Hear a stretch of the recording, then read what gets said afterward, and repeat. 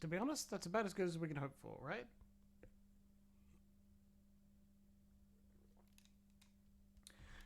Going live at exactly 7 o'clock. I mean, not bad.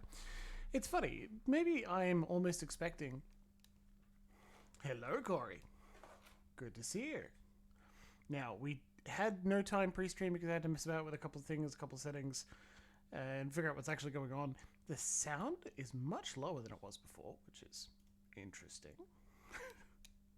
Not actually an issue, as long as you can all hear me okay. There's no background music right now, which could be a little warning, a little odd, but it shouldn't be too much of an issue. Hopefully, right? Because we can mess around with sound settings all day if we wanted, but in the end, it's going to be less interesting than what we've actually got planned, which is a rousing game of Bills of Eternity 2. Yes, please. Here's hoping, like, decent sound quality. Just got a performance window. Your stream's experiencing issues. Lovely. Cool. Let me check one thing. I think I know what's going on. Yeah, that'll do it. And they hear me with the stream and my computer on max. Alright, give me a sec.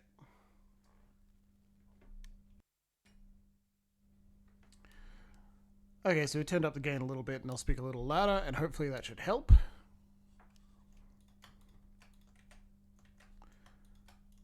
I'm not sure what else I can do. Set a mess of settings here.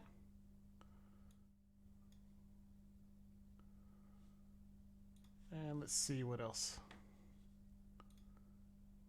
Where else in sound settings can I? Must have volume up a little bit. Microphone.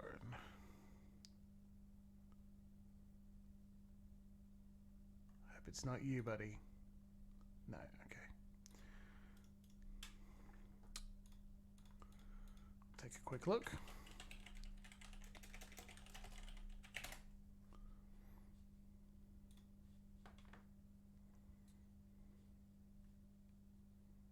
Okay. Open sound settings.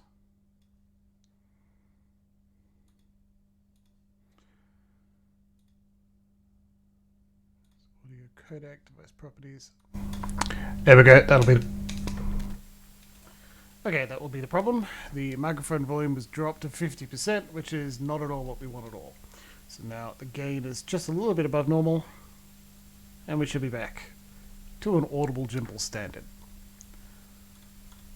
Okay. Hopefully that's not too bad on everyone's ears. I'm talking relatively quietly, and it does mean I can put this a little bit higher, right? And get a little better.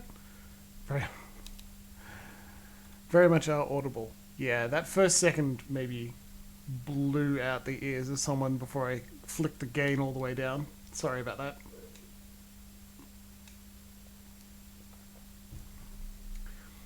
But hey, with the calamitous intent we the calamitous series of events we had from last week, this is honestly a good start.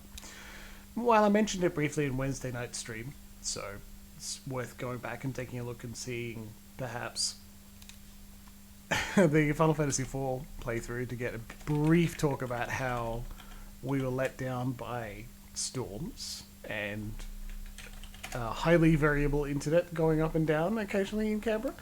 Usually I'd say the internet went down for me somewhere in Canberra every time they needed to like turn off a bit of power so that they could restore power to people's houses. So there's no way I want them to do anything other than what they were doing. It's still just vaguely worrying, you know? Like, I sure hope that my internet is back up for the stream, and then it was right before it went down. But hey, you do what you can. So we still managed to play a little bit of time. Final Fantasy IV on Wednesday night, even though it went down a few seconds after I switched to my face. Yeah. And It's Pillars of Eternity 2, which is honestly pretty similar to Pillars of Eternity 1 when it comes to a content warning. I'll bring it up if there's anything I remember being particularly bad, but when I say I've played Pillars of Eternity 1 2 or 3 times all the way through, I've played Pillars of Eternity 2 the whole way through once. Only once. And boy, was that a little while ago. At least I was still living in this house, so it wasn't so long ago that I don't remember what's going on at all. But, hey. I'm pretty excited to have a bit of a fun time and show off something else I enjoy, because it's been a week. Bit of a stress, Jimbles, as you may be able to tell. I'm still very excited to continue going on and having a good time.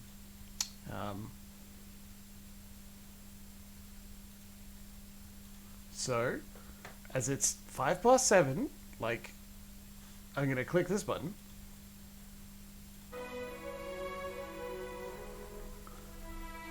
And you'll have the Pillars of Eternity 2 music. And then it pauses as I click the live stream, but...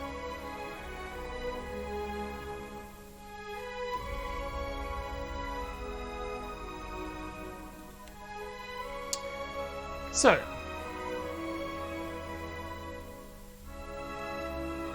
good idea, Lexi. You should get on with that. Everyone just take a second.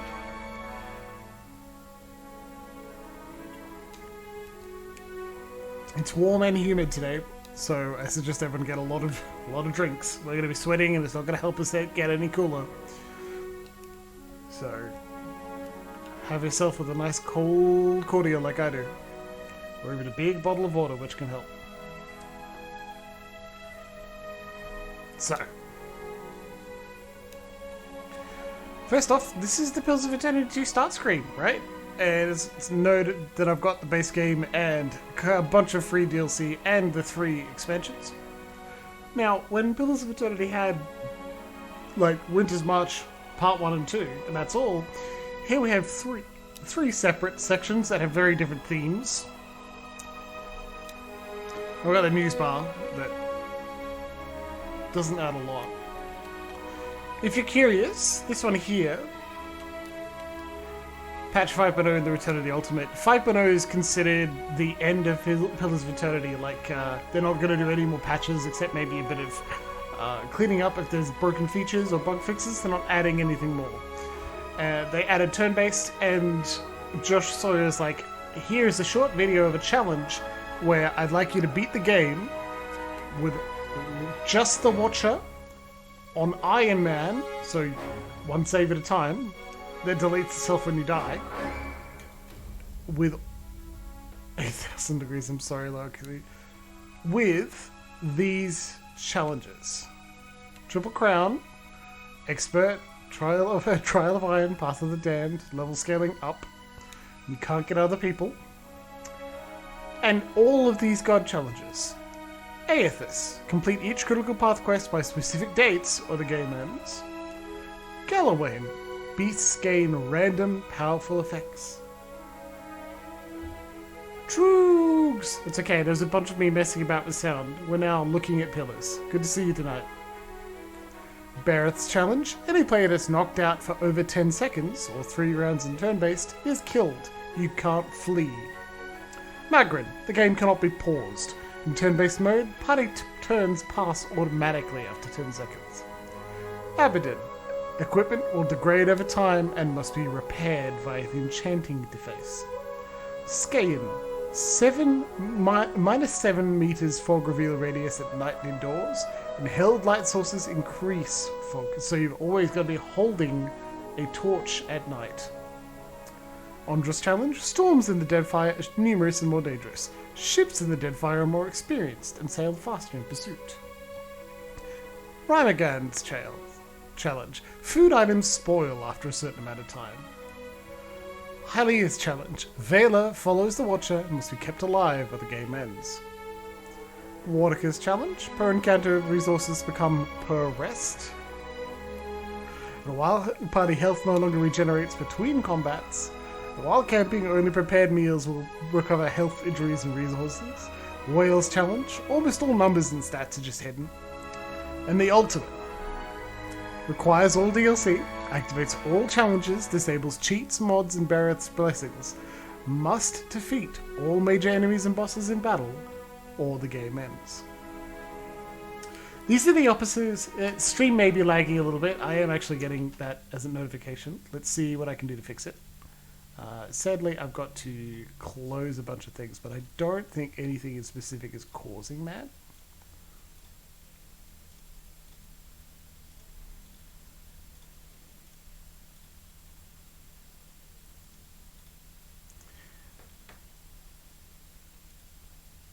Yeah.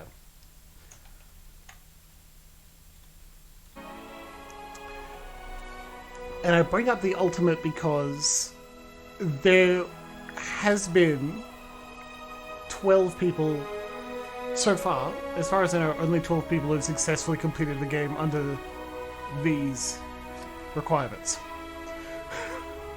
And that's a lot, right? That's really scary. Needless to say, I won't be doing that myself. That's something else I can close.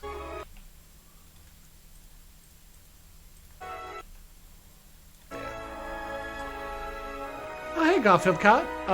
Absolutely not.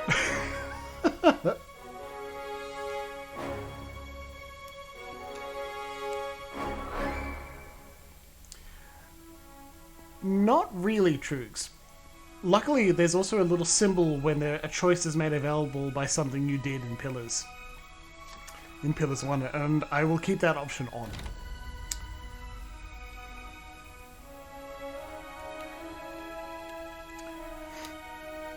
Yeah. I can't do that challenge, it's too hard. Thankfully. It's a history my sister made at some point. See this? Show Pillars of Eternity 1 reactivity? That's what we'll leave on. I don't want to go to that challenge. That challenge sounds like hell. Very frustrating indeed. I'm sincerely hoping we will get less network issues, which we are getting.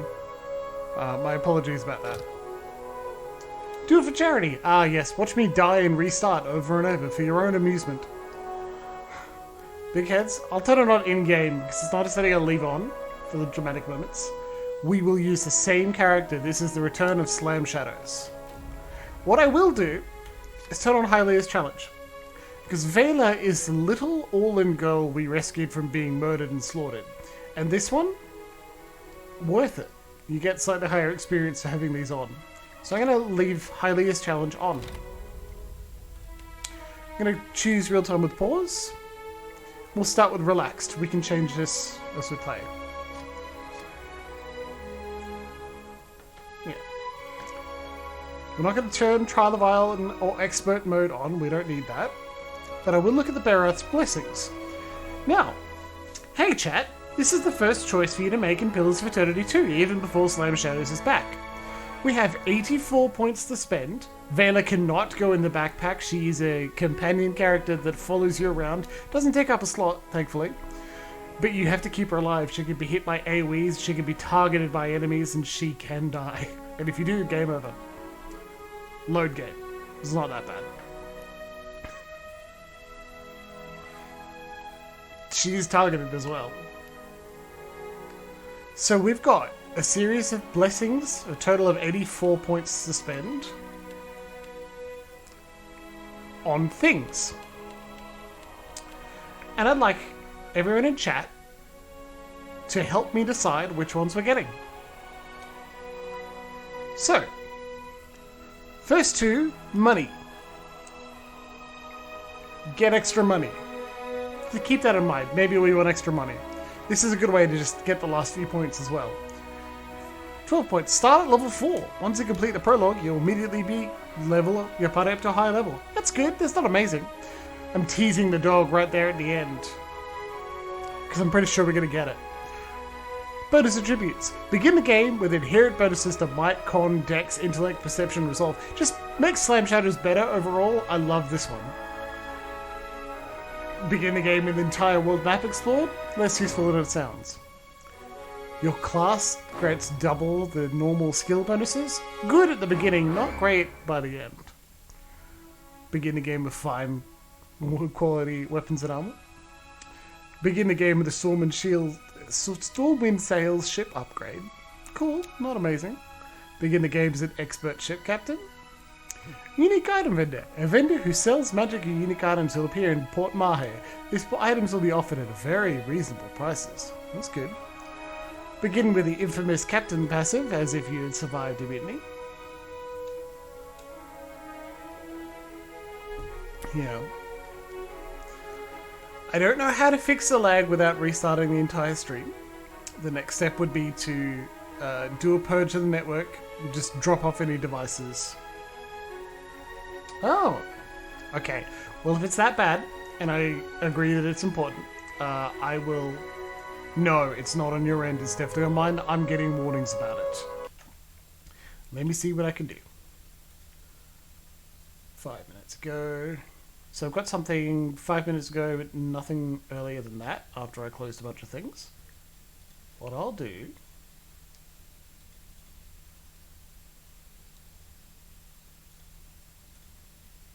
add a couple of things to my footer to see if we've got any other issues. Oh, I've accidentally unmoused over it. Yeah.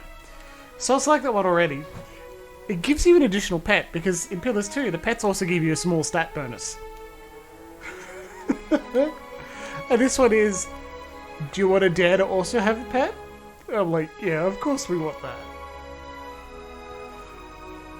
It's a running joke. We put all the pets on Edér so we can carry them in his inventory. But, like, it's funny. It's 15. It's not the most expensive. It's one of the second most expensive ones. Pets are good, but it's not that good.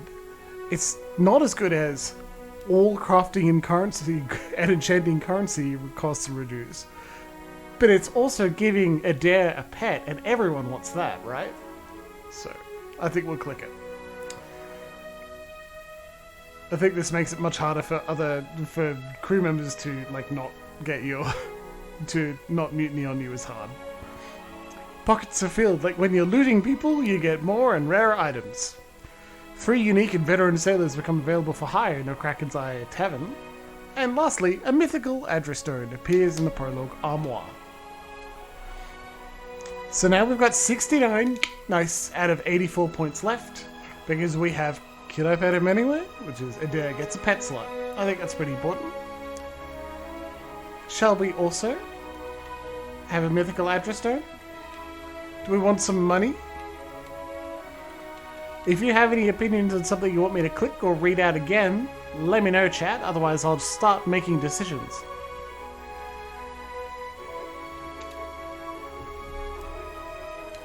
I don't know.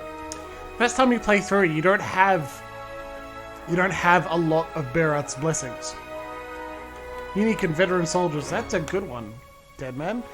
Sadly, I don't actually remember what the mythical address stone appears and what it does. I mean, it's worth 30. It must be really impressive, right?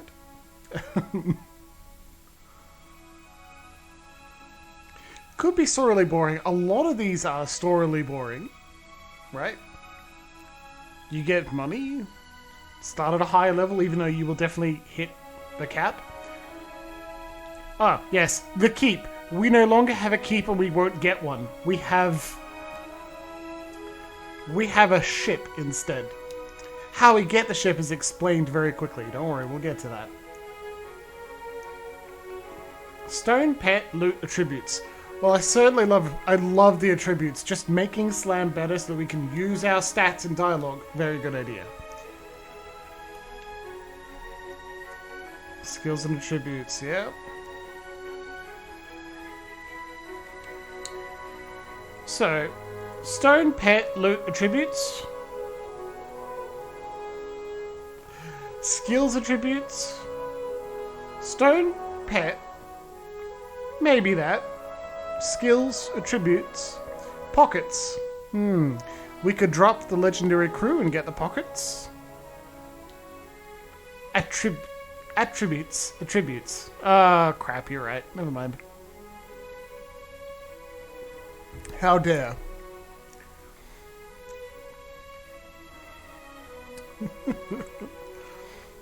Beginning the game with better things is less interesting to me. That is actually bad because you can use the world map to see what you've explored.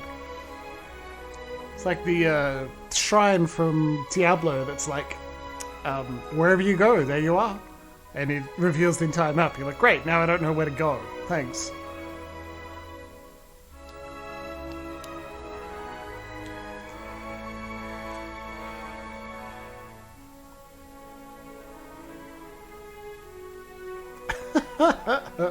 Dig it out with a spoon. Okay, so I think the stone is a good idea. We should figure out what it is. I don't know what it is, and unless I googled it, I wouldn't know. So let's figure it out in play. To me, the next question comes between whether we get legendary crew or loaded pockets.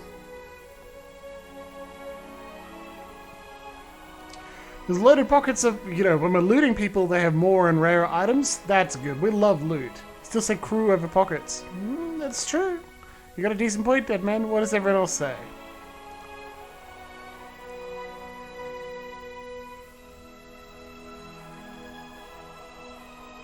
Give everyone a few seconds to type out an angry or pleased response.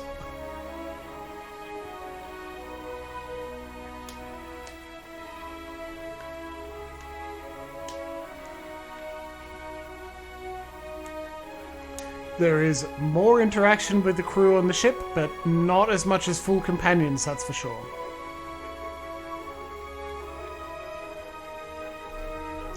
We've got a couple of votes for pockets here. I'm taking Garfield's loot is a encouragement for what's in their pockets. We are a chanter, that's the closest Aora has to a bard. We already have that. Now, Dead Man, you essentially just got voted down on this one. So, I do want to ask, that anything else points out at you for this one? Would you like us to have an expert ship captain? Can we get a vendor who's selling magic and unique items instead? Would that mollify you, especially if we do that, so we have a little extra cash to spend on them?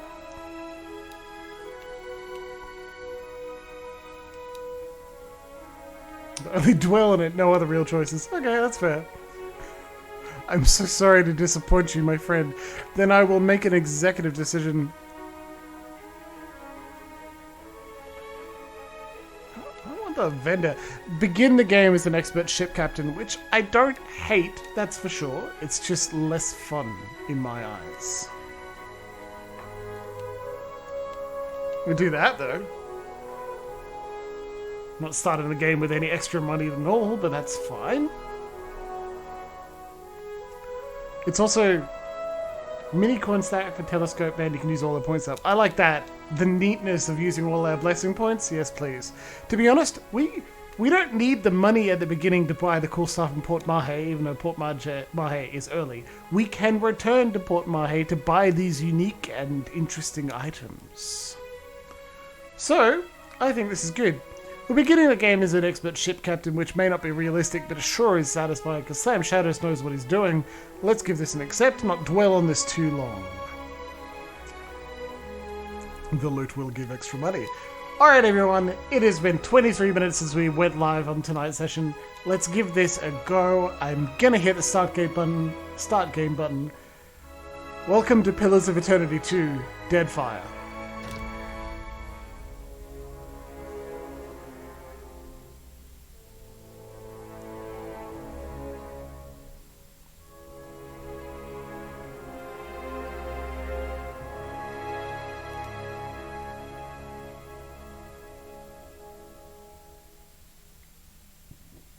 Deadfire's tea party. Come on. We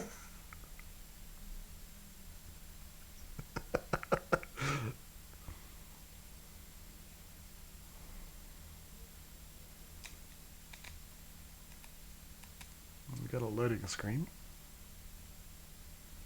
One that is moving, thankfully. Now this doesn't make a lot of sense, even to people who have watched the whole way through, Trug, so don't feel left out. It will be. Aora, a world where mortals live, die, and are reborn through the turning of the wheel. The cycle of reincarnation watched over by the gods, and made possible through pillars of a mystical substance known as Audra. 5 years ago, you traveled from your home to the Deerwood, a nation that had waged war against the incarnated god of light, Aethys, resulting in his destruction. The country suffered from a plague of hollowborn, infants born without souls, that many believed was punishment for killing a god. In an ancient, secluded ruin, you witnessed a secret ritual that inadvertently transformed you into a Watcher. One who can see and speak with souls. The ritual also gave you horrible visions, waking nightmares of a past life that threatened your sanity. To put them to rest, you pursued the man who had led the ritual, a seemingly immortal agent of the gods, known as Thaos Ix Arcanon. With divine assistance, you confronted and defeated Thaos, ending your visions and resolving the Hollowborn crisis. In so doing, you also learned the great secret that Thaos had protected. That the ancient empire of Anguith had transformed themselves into gods. Your visions finally put to rest, you retired to the castle of Cad Nua, built atop a massive statue of pure Audra, where you ruled in relative peace and prosperity.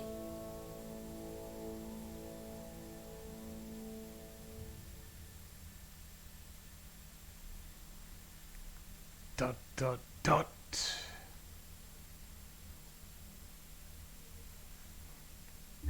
Made a nice story.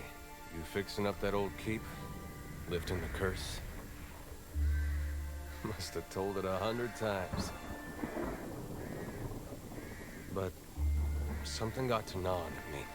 This is the trailer as well. Thinking the spirits there weren't really at rest.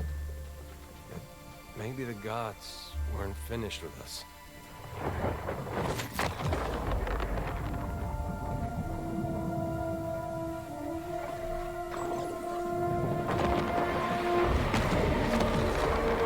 I used to dream that when my God came back, he would forgive us.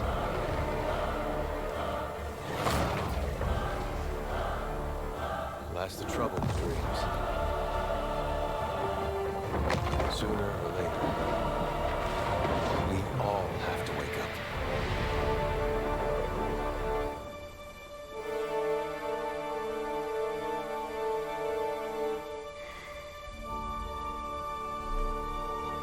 It's so good. What happened to the statue underneath Cad Nua? What was that symbol burning on its forehead? Oh, just the holy symbol of Aethys. To a sleepless world, the in-between of life and death. Follow your memories. You have been here before. This is what we have now. This is where the game kind of starts. We are now in control of something. You'll notice the game didn't say, it didn't import who you were. It didn't ask who you playing. You have seen past the shroud. You are a Watcher now, and the Watcher you will stay. Wonder what they're hinting Watcher. at, Luxie. Sees souls, knows their pasts, and the souls see them back. The game itself A hasn't. dubious honor, inheriting a fortress both broken and cursed. The game hasn't asked you who you playing, what's the history. There are a lot of choices you make in Pillars 1. It hasn't asked us to confirm who we are yet. All it's shown us is that you were the Watcher. What is a god? A higher power? A rewarder of good deeds and punisher of the wicked? It's showing us the plot of Pillars of Eternity 1 through flashbacks and vignettes. The gods aren't real, but something else entirely. Something created by people. The important bits, at least. We do confirm in game. You'll also notice this isn't Slam Shadows. And did you ever consider that these were things you were never meant to understand? That their comprehension is beyond you?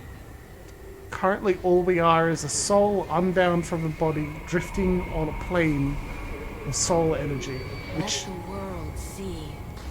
Let them decide what to do. And as we reach... The wheel has turned again, Watcher. Come. Ineffable, how dare you. Those Slam Shadows did not sleep with anyone in Pillars of Eternity 1. I think romance is not an option. Oh no, we did not sleep with anyone, did not sleep with a companion. We slept with everyone in the brothel. High five. It's incredible. Sister person? Yes, you're correct on that one.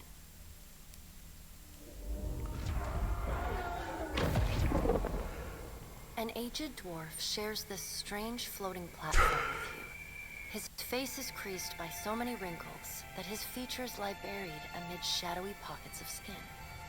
Still, the dwarf's well-practiced habits have left telltale tracks of a welcoming rictus across his visage. Please let me introduce you to the impressive graphical improvements of Pillars of Eternity 2. I believe there were 2 years distance between the release of PoE 1 and PoE 2, and holy shit, I went on for ages about how beautiful Pillars 1 looks like.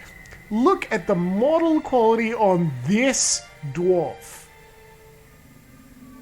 It is gorgeous, and probably the best looking game we've done on this Twitch channel the whole time. Pillars 1, beautiful at times, painterly backgrounds. Look at it now! And I mean, the pixel art of Pixel Remaster is totally stylized in a beautiful way, but nothing compared to this. Let's fucking go. You can see his smile coming before it blooms, reshaping the dwarf's face from a hanging sack of flesh into something resembling an oddly carved, merry gourd, replete with unhealthy bumps and discolored splotches.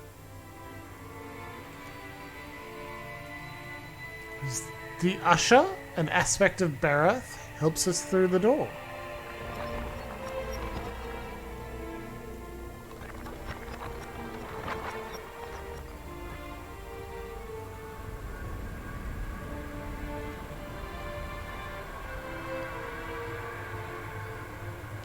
Idle animation. It's just gorgeous. Sit. Please. No, just a prologue and other important places. Thank you for joining us, Watcher of Cad Nua. The gaunt woman seated. The gaunt woman seated at the table is clad in time-worn black armor that seems too massive for her to move in. My job, how dare you? A pale, slender neck rises from the gorget, topped by a hollow face. The milky skin stretched across it is delicate and translucent, like parchment that has been scraped clean too many times. She is preoccupied with the arrangement of cards on the table between you. With each movement, her armor squeaks and groans as though bearing an incredible weight. She places a final card, gives a nod of satisfaction, and raises her eyes to meet yours. I certainly remember the narration not going the whole way through, and if it does, I'll find a way to fix it so I can replace it. Like, there may be a narration audio. Your brush with the divine has drained you of your powers, fractured your memories. Look upon these cards.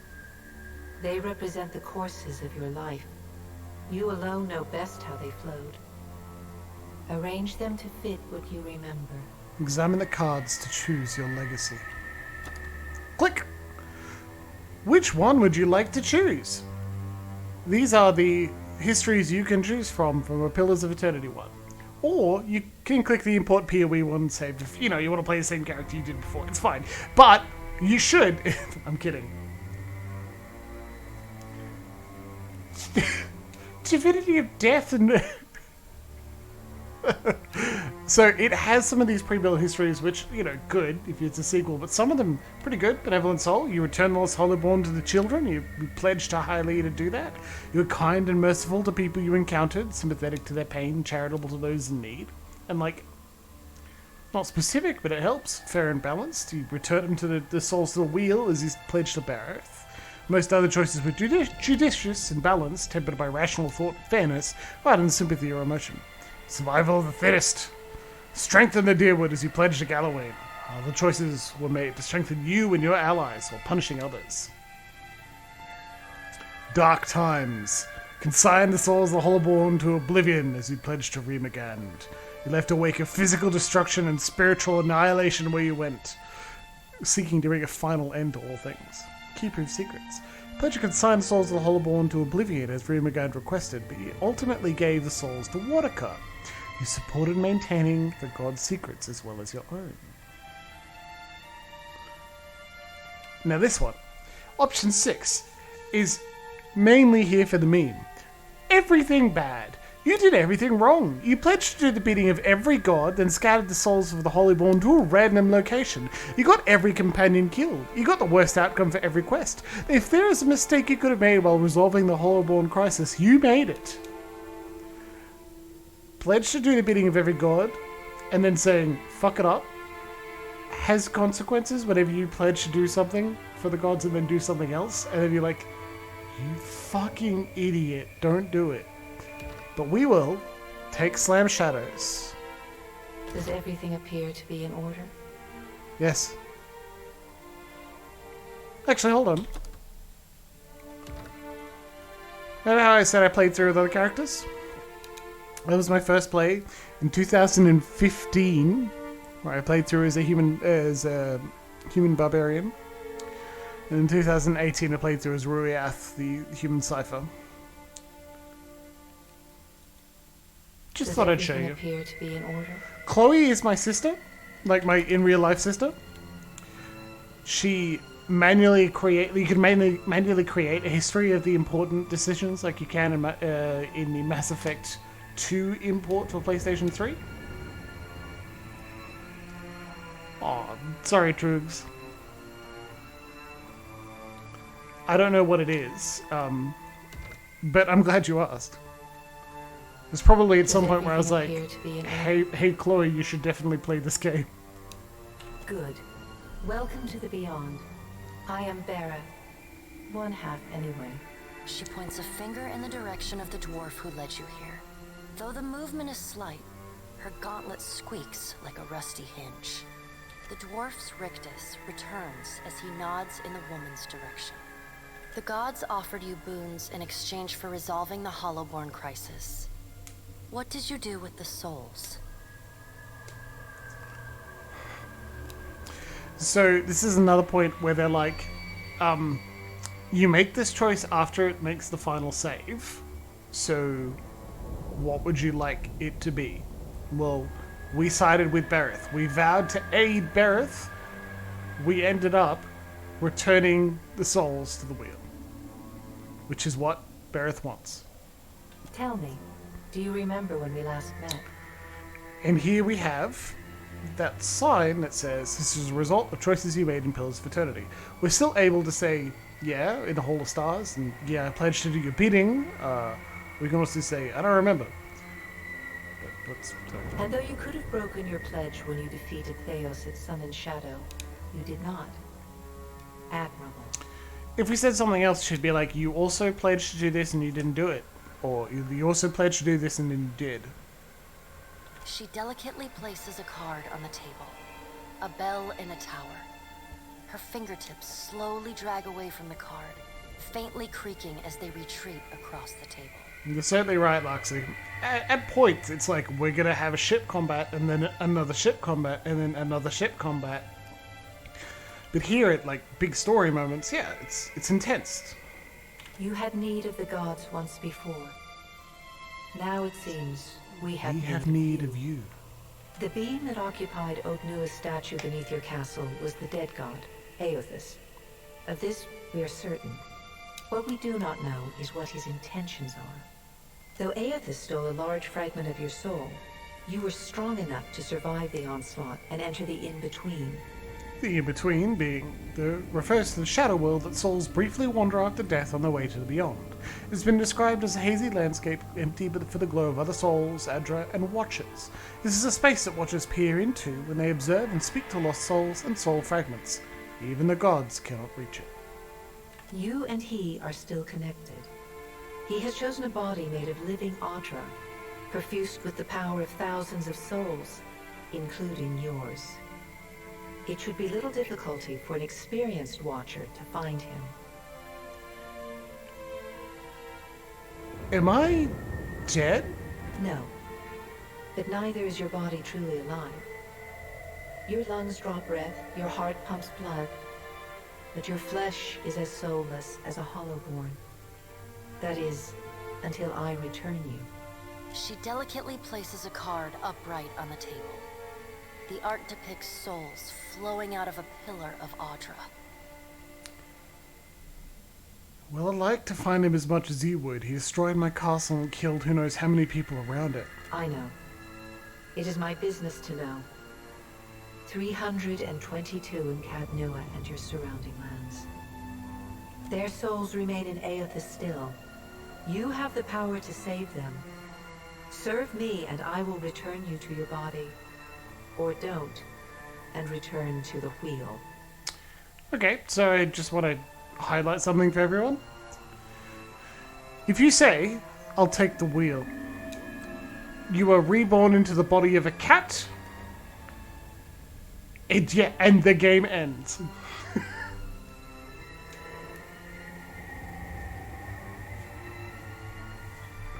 Berath is like, very well. If that's what you want, absolutely can do that. There you go. You are now a cat, and then you die. And then the game is over. Whatever Aethys wants to do after possessing your giant statue, and alright, well if you gotta see it, I'll take the wheel. Unfortunate. It will prove much more difficult without someone of your unique talents and circumstances. She raises her gauntleted hand and gestures to the dwarf hovering at the periphery. The dwarf nods, the supernaturally wide smile returning to his face. He gestures for you to follow him. Follow him. You want to see it? No sooner has Berath spoken than you feel yourself dissolve. It is not an unpleasant sensation. Something between falling asleep and drifting on a warm current. Your essence is pulled through the Adra, where it mingles with the stuff of thousands of other souls. Your thoughts, your memories, even your identity as the Watcher, fade like a dream. You're gonna find out, Loxy. Eventually, your soul reforms and finds its way into a small, crawling thing of fur and claws. You know the world by sound and scent, as food and danger. The concerns of gods and nations are beyond you. It is a simple and satisfactory existence, though your mind can conceive of no other. Whether it is a long one will depend upon the Watcher Berath chooses in your stead.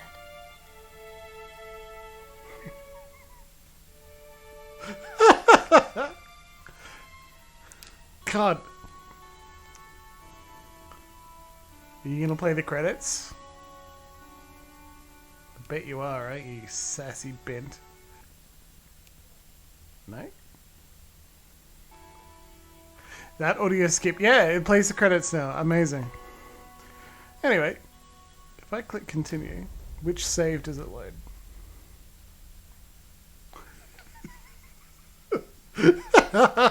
Like, I wanted to show it off too.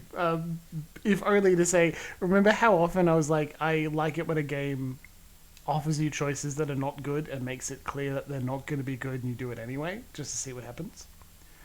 I like it when a game has the courage to do that. Like, I'm glad they did that. All it took was 2 additional pages of voiceover. And you've got this kind of immersive... Does Berath feel slightly more fair now? In a way that doesn't show the cat? No, that's it. I'm sorry. No. It crawls you a crawling thing with fur and claws perfectly content. And like... Not super evocative, but... I think that means cat in my eyes. Oh, okay. Well, it loaded another game. So... So I'm going to have to click new game and select all our choices again. Just 1 second, please. Do poppos have claws?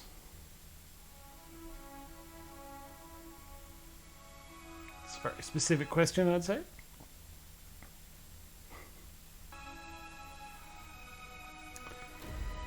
We want to take Hylia's challenge.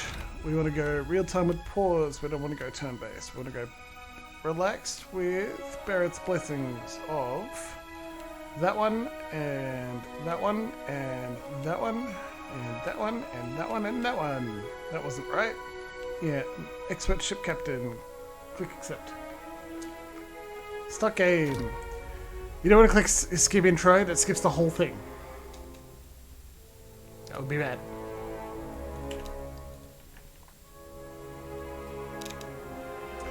You could consider this perhaps like Aora. Nice story. And so you wake Fixing to a up that old sleepless people. world.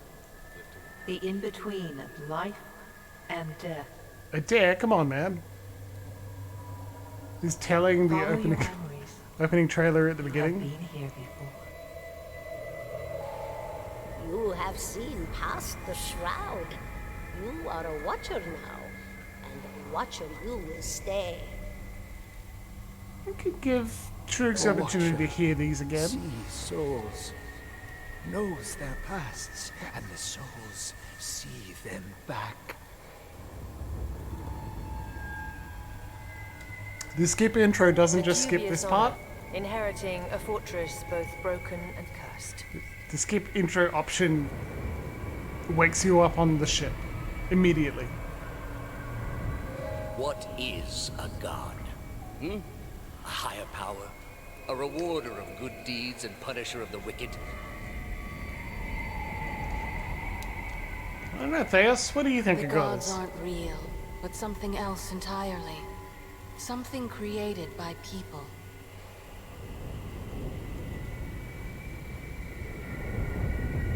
And did you ever consider that these were things you were never meant to understand? That their comprehension is beyond you? Nah, don't be thick, Dick Thaos. Let the world see. Let them decide what to do. The wheel has turned again, Watcher. Come. Warg.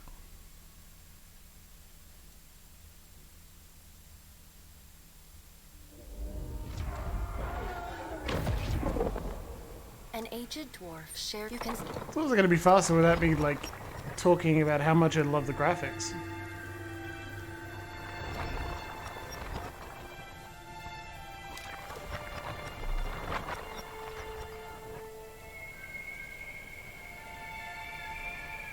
Sit. Please. Sup, Berath? Welcome back. Thank you for joining us. A pale. She's. Your brush. Does everything appear to be in order? Just wanted to make 100% Slam Shadow good. Does everything appear good? Well, The dwarf. The gods offered you boons in exchange for his. tell me. And though She delicate. you had the beat, though Aethys stole a large fragment of your soul, you and he are still connected. He has chosen a body made of living Audra, perfused with the power of thousands of souls, including yours. Why don't you just do it It should yourself? be little taking a physical form in Aora is fraught with peril. Most mortal minds and bodies are incapable of containing divine power. It can lead to problems, as Aethys learned not long ago. Her armored hand gingerly places a card sideways on the table. It features a man with a burst of light instead of a head. I've had enough of dealing with the gods, all of you. Why should I care about any of this? Did you care for the souls of the deerwood who clung to you as they stumbled blindly through the in-between? You are a beacon to all of the lost, Watcher. Your soul gleams as brightly to them as Audra itself. For a moment, there is a glint in the blackness of her eyes. A flash of wondrous recollection. Those who have fallen in Aethys' wake are trapped inside him still. If you will not help them, who will? And we get to get a little more context and a little more backstory about what's going on. Of course, if that doesn't convince you, I can always return you to the wheel and find someone else to pursue him. This is the way we go. It doesn't matter how much you threaten me, I'm not doing this. You get turned into a cat again. Then let's get on with it. Good. Before you return to Aora as my herald, you must remember who you were, the last whisper of life and death. For a moment, the sockets of her eyes darken, leaving the pits of a death's head gazing out at you. We could do it again? Oh, great idea! Let's do it, Trooks. Picture your own face. The beyond will lead you back to your own kind, to the world of mortals.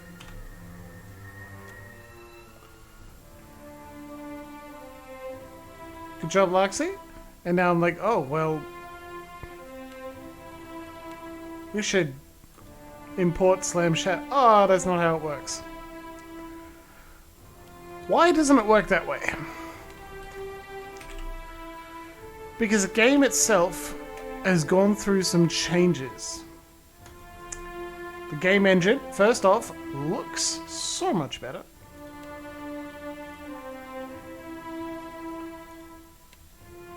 And because of changes, it wants to give you an opportunity to perhaps take a moment to choose different choices. Perhaps you don't want to be something you were in Pillars 1, but you still want to do it. See, here's the thing. We could do the whole thing, vote on everyone again, but I actually want to continue the story of Slam Shadows. Slam Shadows is fun. I do want to show off the godlike fire for that particle effect around their head.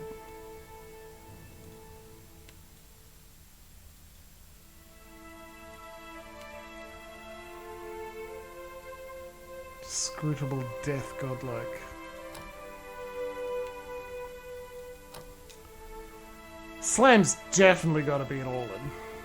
Still only two choices, Wild or Hearth.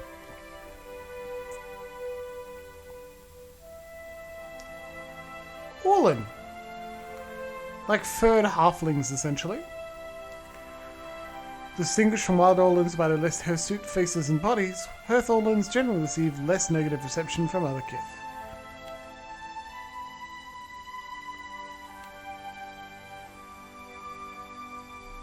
Yes, All-in was important, and like, Slam was an All-in, that was just part of his thing. Here's a big question. Oh, Trugs, that was a death godlike.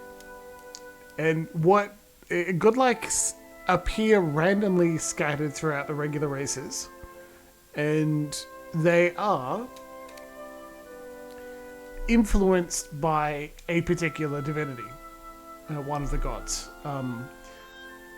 It was horrible. Yeah, the purple face covering thing. Death godlikes are known as the most striking. Obviously, they can see through that purple haze. They're not all blind, but they're particularly noted as like the most unsettling. And often killed at birth, which is not much fun. It's not their own fault. They weren't specifically chosen. You learn more about godlikes and pillars too. Very excited for you to hear all that. It's very cool. Not me. It's the setting. The setting is harsh. I'll click chatting again and show you that occasionally the setting is sad. I've got a warning about it. Here's a big question, right? Would you like to make a single class or multi-class character? Here's the question. If you just imported a character from Pillars 1, would you be able to get this choice? Sure, there's probably a way to do it, but like, look at it. Death God was pretty. Troops loved him. Click on the moon godlike again. Let's go for more elves. Okay, multi-class characters can select powers to 2 classes but gain access to higher level powers more slowly and cannot access the class's highest level powers. First, let's just take a look. Cypher, absolutely first class, right? So we've got subclasses of Cypher as well as getting to choose a second class. Wait, did I choose Cypher? I didn't intend to click Cypher. I wanted to click Chanter. You got subclasses for Chanter. Choose your invocation, the phrase. We're not going through this yet. Now we look at the potential second class. And when you put Chanter with something, you can be a Chanter Barbarian. Does that make you a Howler, which makes you a major role crowd control and a minor role defender? Are you a Chanter Cypher, which makes you a crowd control and a striker? Oh, that's a good substitute, Lexi. A Chanter Druid makes you a Theurge. Crowd control support and striker. Chanter Fighter. Chanter Monk makes you a Canter. You see, Garfield, you've got a damn good point there, right? That's why I wanted to click multi-class and say, hey, do you guys want to look at these options before we decide? Because I'm going to maintain his first class is Chanter. We're doing that. But if you want to think about whether he's multi-classed into something, I think that would be very cool. We don't see the end of the whole ability tree, but so what? Multi-class is cool. We should do it. So keep that in mind as I click back. First class of Chanter. I think that's just going to stand, okay? But we've also got the ability to choose some subclass of Chanter. Choose to have no subclass and therefore incur neither additional class benefits nor penalties.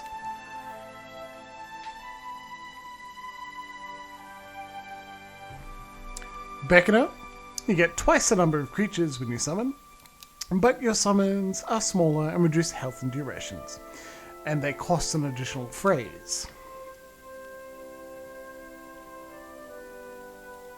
Scald. The Scalds are in front line. Melee weapon critical hits have an additional 50% chance to grant a phrase, but non-offensive invocations across one phrase to cast. This one's not bad. Oh, good to see you, Thylacine. I hope your food is delicious. And Troubadour masters the chant, able to adjust the speed of the chanting and linger the phrases to suit the need of battle. More passive than other chanters, Troubadours relish a support role in the midst of their comrades. So I choose the most obnoxious companion. I don't know, because again, I've only played through once, and so my thought is, like, when I played a Cypher before, I didn't have a Cypher character with me. Troubadour's bonus, Linger is increased. Again, brisk recitation modal increases the rate of phrases elapsed, but removes the linger. But invocations cost one phrase. That's not bad. Scald or Troubadour, the real Slam Shadows stands up. I love Troubadour. And Bellower, invocations grant a bonus to power level, which is simple as slightly more powerful in every way. Cypher, because you had Grieving Mother in your head for so long. That's so good, Dead Man. That's very evocative. And Grieving Mother is not in Pillars of Eternity 2.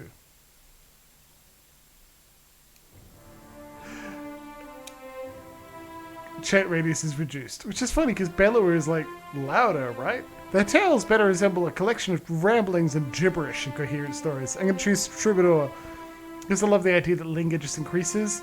Look, I don't cast that many phrases anyway. I should, but like that's great. Let's do it.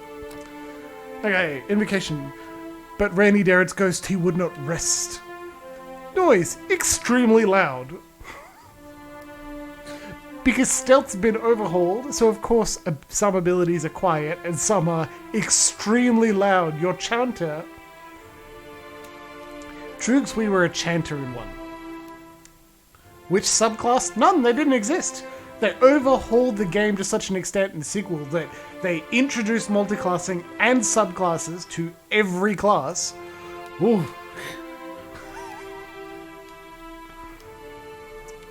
Not felled by the axe, nor broken by the storm. Increases the we had that previously. In fact, I believe we had a lot of these. A thunder rolled like waves on the Black Seas. Oh, that one's great. And Hellwrath crashed upon the shield. Reduces armor rating of enemies. That's pretty good. If the bone still slept under that hill, none can say. Thrice was she wronged and thrice justly avenged.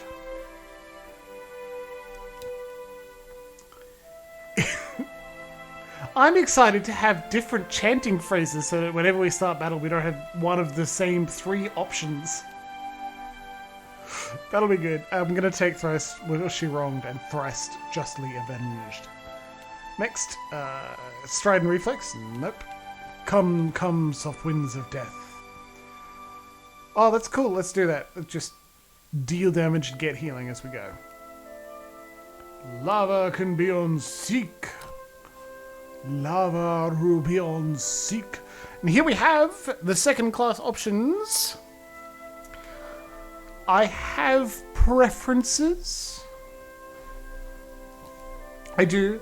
I don't have any that I would reject outright. But remember who Slam Shadows is. Remember he was a noble. He came from the White that Wends. He was very intelligent, knew a lot about lore. Oh, shit, good point. First one is Barbarian, Howler. Now you can see all the details here. And the second is Cypher, Spiritualist.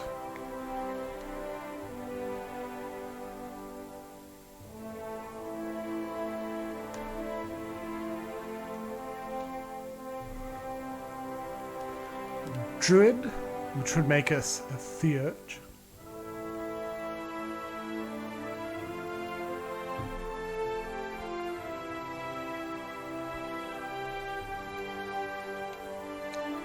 Fighter, which makes us a Warcaller. Warcaller would work well with Scald.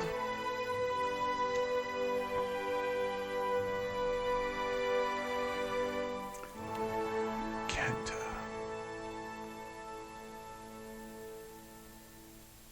It is more open than it might be. That's certainly true. I love the idea that if you're a Chanter Paladin, or a Paladin Chanter, thankfully, you think about a herald. That's your job. You go out. And the priest, you're a celebrant, which, again, fantastic friggin' name.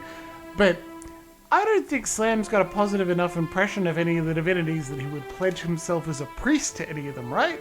No way. No matter how annoying Durance was. Wild Rhymer. Ranger. Resource. Bond. You do get a pet. Even as a second class, I'm pretty damn sure.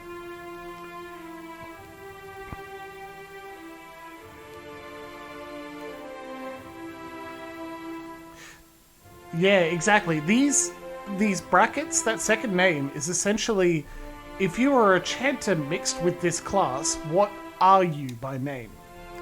And I think that's, I don't know, it's just, I love it. It rolls over me. It makes me feel, makes me feel good. It's got so much of that evocative lore language that just pulls of me, fills in my cracks. The same way, like a good a good Forged in the Dark, or a really good Powered by the Apocalypse game, what you name your abilities and how each ability is worded affects so much of how it plays. So that if your move is like, you attack someone who deserves to be attacked, your GM is like, you're attacking someone that doesn't deserve to be attacked, you can't use that move. And you're like, fuck, never mind. And that's why this part that just says Wild Rhymer makes me go, oh! Yeah. Rogue and Wizard also good. Rogue. Harbinger. That's good. Commonly used as shock troops for part of a surprise assault, their withering attacks, breaking enemy ranks, and morale. For Rogue, like, if you are asking questions about what class, which NPC field which class, and who was Slam close to, we had Manaha, who is the Barbarian. Grieving Mother was our Cypher. Hiravius was Druid. Edér was our Fighter. Edér is in Pillars of Eternity too. We had... shit, why can't I remember his name? It's terrible. Drug Guy. As our monk. Paladin we had... Aloth was a wizard. And Aloth is in Pillars of Eternity too. But there's nothing wrong with having two of the same class. Drug guy, yeah. Not Jimbles. Palagina was our paladin. She's in Pillars of Eternity as well. Fish barrel guy, exactly. Anyway. Durance was our priest. Zawa! Yeah, exactly. Thank you, Laxi. Zawa was our monk. Durance was our priest. Sagani was our ranger. The Devil of Karok was our rogue. And Aloth was our wizard. Whew, we got through it. Thank you very much, Laxi, for coming through with the Zawa, though. I would have been very sad and probably Googled it during a break. Breaks happen at 8:30, which is in 25 minutes. We'll probably get through character creation before then. So, we've got a lot of votes from Laxi, who's once again essentially selected all of them. Many of them. Like Cypher, maybe Druid, maybe Ranger, Rogue and Wizard good as well. Does anyone else have a vote? And while you're thinking about it, I just want to show you something. If we say choose Wizard, choose Blood Mage, just choose a spell, whatever, and we look at our second class, you've made yourself clear. I'll scroll up, dead man, don't worry. Just, again, if I'm going to spend so much time saying how much I enjoy these, if you're one class and another class, here is your name. Like, 1, 2, there. I love that these are here as well. Like, here's the next one. Here's the wizard. Like, if you are a wizard and a barbarian, warlock. Good enough. Wizard Chanter, well mastered. May have seen this earlier. A wizard Cypher, a hierophant, wizard druid. You become a sorcerer, battle mage, sage, arcane knight, thaumaturge, spellblade. Of course. It's just gorgeous.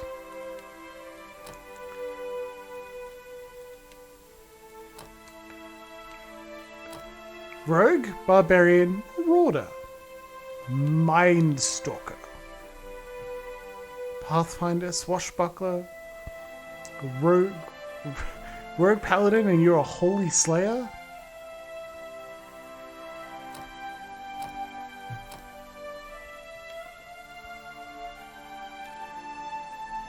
I like the ciphers too.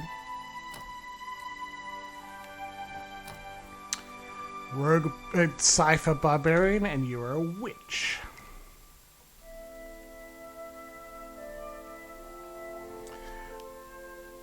Oracle, Psyblade for a cipher fighter. Mystic, like it's just got lots of options to play through the game. How evocative are these words? What do they make you feel? You know, Inquisitor, yeah, because you're a cipher who can read people's minds.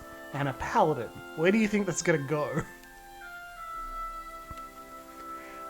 These evocative words, at least to me, maybe not everyone, but they work on me so well that I look at them and go, if I am a fighter, priest, I'm a cleric, of course.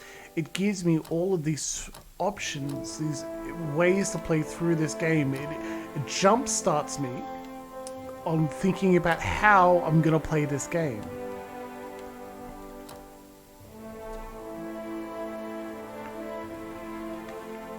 Now I need to Alt-Tab to... Actually, no I don't. This is why I have it in another window.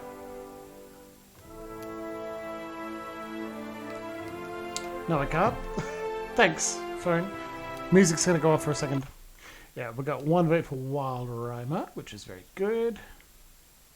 Say Cypher because Grieving Mother was in your head so long. That's very good as well. Thank you, dead man. Can I open the Spiritualist blurb? Yes, this blurb is specifically for ciphers, not for Spiritualist as a concept. Sadly, all you get are these combination words, and that's it. But a recent discovery in the Eastern Reach, ciphers once called Bishwagen Mindhunters by the Glenfartham. Ciphers have the ability to directly contact and manipulate another person's soul and psyche using an ally's or enemy's essence as the focus for their magic. But most ciphers are still found in the Eastern Reach. Practitioners of the techniques have spread throughout the known world. They are gaining acceptance over time, but are generally distrusted, especially by the uneducated. So this would be... Slam Shadows was affected strongly by having Grieving Mother in his party at all times, and growing close to her and essentially finishing the curse in a way that she agreed with, restoring peace to her, means that part of his Watcher soul awakened in a way that he could see into other people's souls. Metaphysics. A young field of knowledge, metaphysics deals with the adamancy, adra, the wheel, in between, beyond, and all mysteries of the soul. It's a knowledge skill.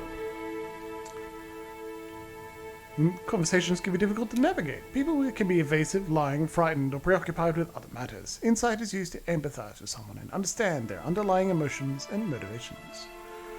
Mechanics, bluff, sleight of hand, you know what they are, essentially.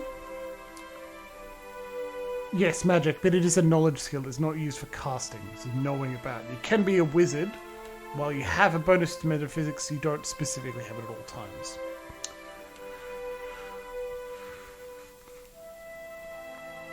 I am going to bring out Wild Rhymer. Bonus as a chanter. I'll pull them up. Bluff, History, Arcana, which is different to metaphysics. Knowledge of all things magical that do not deal with metaphysics. Combat can be used to increase power level scrolls. Sleight of hand, diplomacy. Diplomacy is great. Glad that's there. Yeah, save my options. Thank you.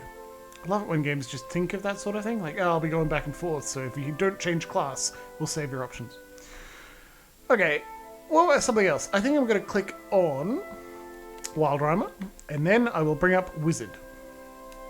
Okay, Wild Rhymer for Ranger.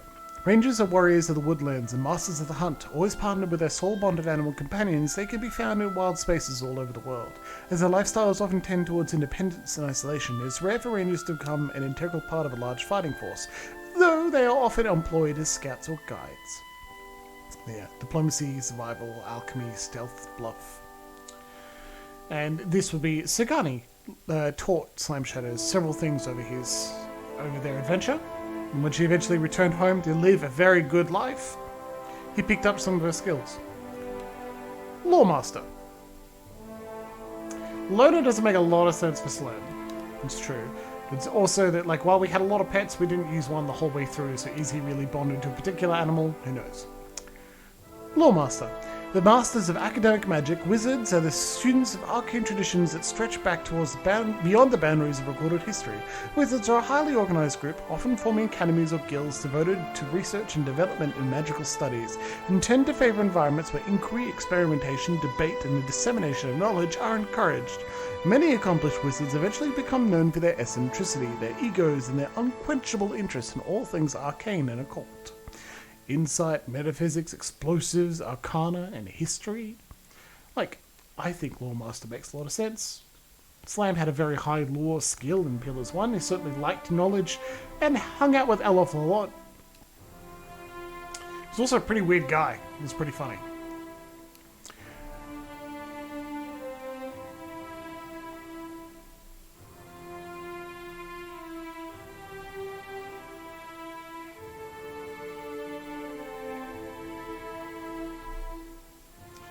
Yeah. I am leaning towards Lawmaster or Spiritualist. I'm leaning more towards Spiritualist because I miss Grieving Mother. There is a companion who I did not play with very much in my first playthrough. This is like, don't let this influence you very much. But he is a Cypher Barbarian or a Cypher Rogue. And I had a Rogue I wanted to keep playing with, and I had a Barbarian I wanted to keep playing with. So, and I was a Cypher, so I didn't really see much point in taking him around. What about Vela? What do they know? Since she comes to you, maybe she taught her ways. She's a baby. She comes with us. She's supposed to be,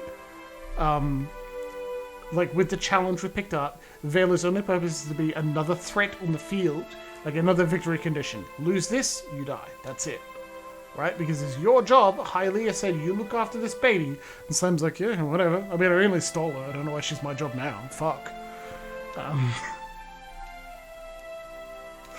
And she stays with you. But does she add anything in combat? Literally nothing. What does she know? She was a baby when we got her.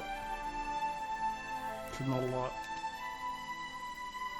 I like having her along. This is the first time it's actually been an option for me.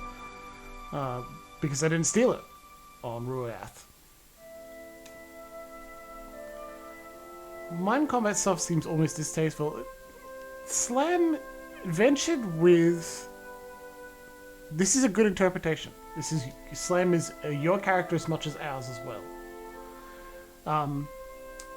We have an Aloth in the game and we'll very likely take him with us given how much we loved him in Pillars 1. Skills expanding, impact a grieving mother, and like... But the mind combat, so what we can do is say... Make Slam, I believe there's a subclass, there is, means that he doesn't attack. We can make him only a buff Cypher. Absolutely an option. Like, because Grieving Mother used True Hands and Spell and Mind Combat, right? But that's not how Cyphers are supposed to work. Yeah, so... When you get full focus, you deal extra damage. Mind bending, deception, illusion, odd sense of humor, love of riddles, fondness of whale. Deception, cipher spells have increased range. Maybe not. Soul Blade, offensive powers and uses Soul Whip, aggression, short temper, or Scion.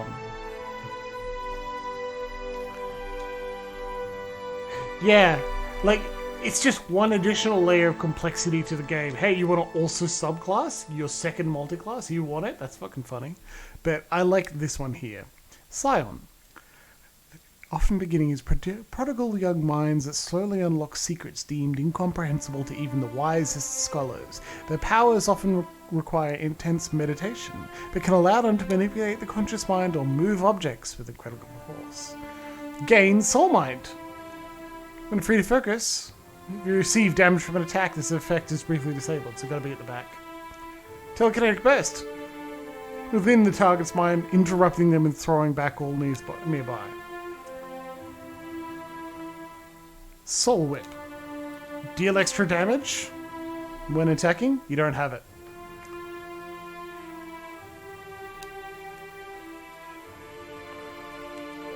No subclass? No additional class benefits or penalties. Ascendant. Ascendant Cyphers trained to use their powers when they are at full focus. This can make their powers devastating when they are finally unleashed, but leaves them underpowered in other circumstances. Whether earned or not, Ascendants have a reputation for being cocky and overconfident. Max focus is increased, gives you Ascended, increasing power level, just better at everything. Reducing power focus cost to 0, so it doesn't turn off and does extra damage. No to Ascendant, yeah, you know. Beguiler. Beguilers emphasize the mind-bending powers of Cyphers, relying on deception and illusion to defeat their enemies. Some Beguilers are known for their odd sense of humor, love of riddles, a fondness for whale, god of dreams, and secrets. Deception have increased range, you get extra focus when you cast on things that are vulnerable to sneak attack. Soul Whip deals less bonus damage and doesn't give extra focus. This is... yeah. This is Rogue. Rogue Cypher. Soul Blade. Offensive powers and Soul Whip. Soul Annihilation. A soul-enhanced melee strike that consumes the Cypher's remaining power pool and converts it to raw damage. Shred Cypher spells that cost less focus. Downing an enemy with melee temporarily grants concentration. Less likely to be interrupted. Max focus is reduced. Soul Annihilation. Yeah, like, probably not. Scion.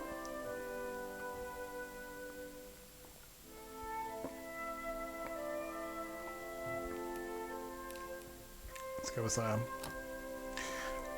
This is less of a choice than choosing a second class.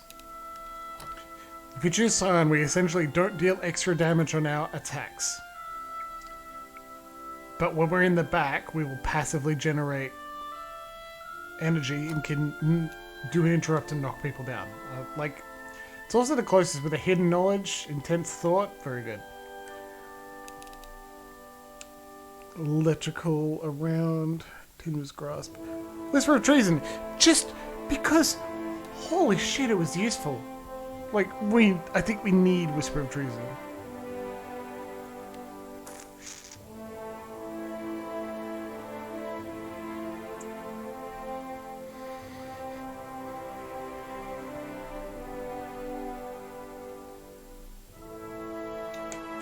Yeah, Luxie, you're exactly right. Okay, I'm going to take Valorous Echoes instead of Whisper of Treason because no matter how useful Whisper of Treason was, it's just more fun to do Valorous Echoes. Cypher brings echoes of an ally's past life to the surface, inspiring the ally to greater feats of heroism. Yes. Now, it's got stars. It's recommended for spiritualist because we are a spiritualist. You can see there are a lot of options. Wee! Low health! 5. Frail. Too lower than that, please.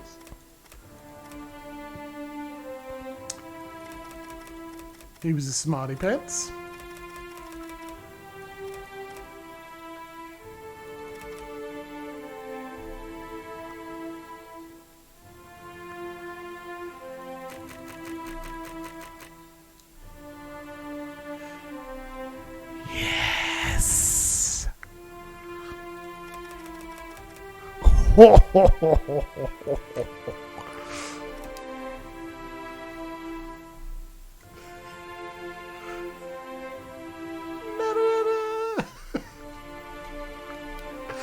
I'll also bring up the point that might.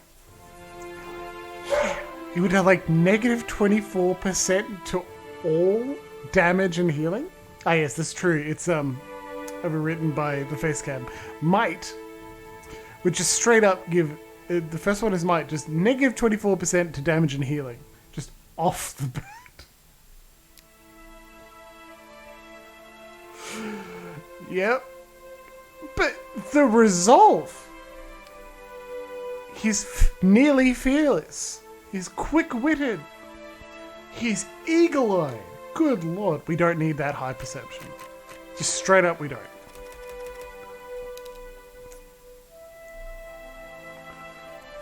Green title says points left. Deadman is right. I've done worse, and you should all be pleased with me for choosing this. Dexterity is just action speed. It's how fast you do stuff, right? Recommended for spiritualist. Alright, fine, I'll leave it. But honestly, I'm choosing this.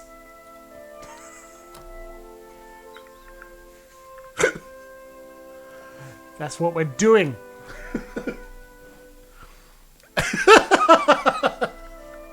That's a good pun, Troogs. Thank you. Where are we from? We're from the way that wins, baby. We have +1 perception, which means I can make it even lower. Now we've only got -9 damage and healing.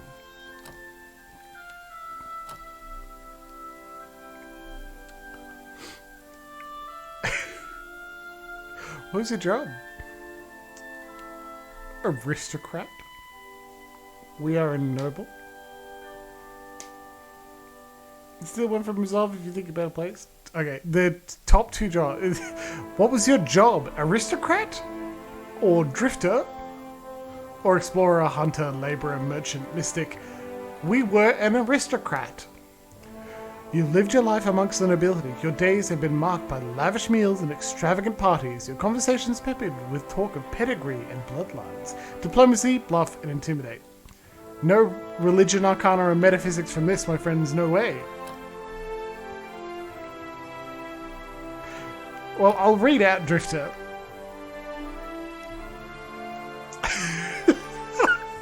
Garfield, you're totally right.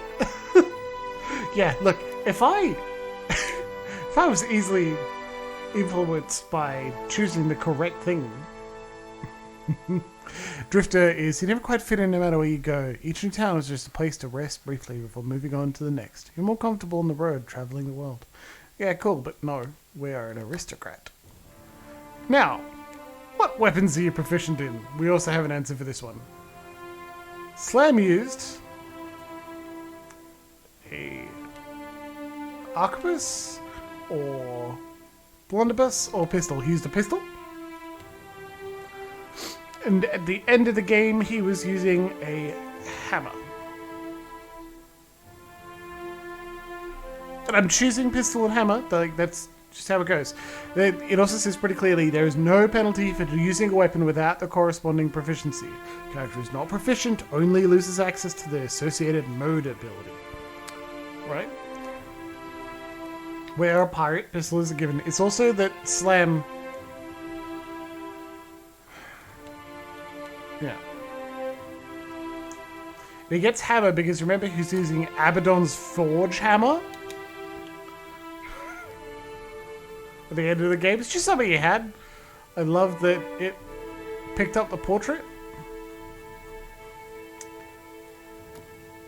Colors, he was... Oh, did I choose the colors? That is something I do.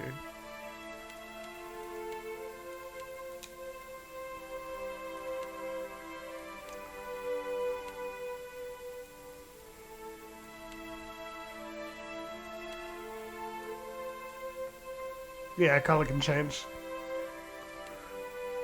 Yes, but we are a chanter now.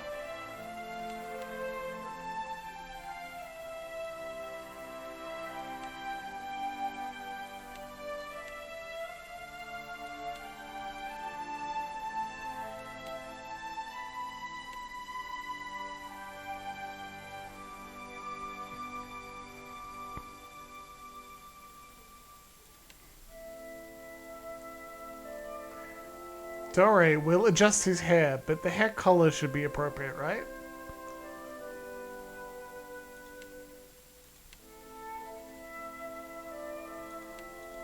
Plum color, that's good.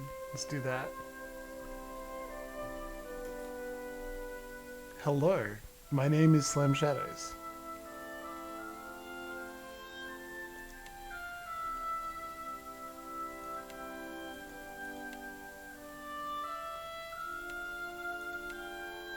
It's gotta match, otherwise it looks weird, I'm sorry.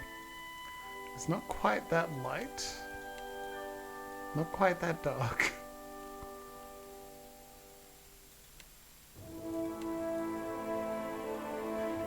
We'll find you, Slam, don't worry.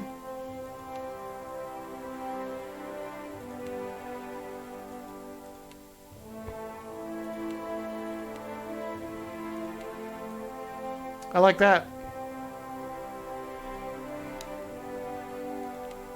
Yeah, that better? My God.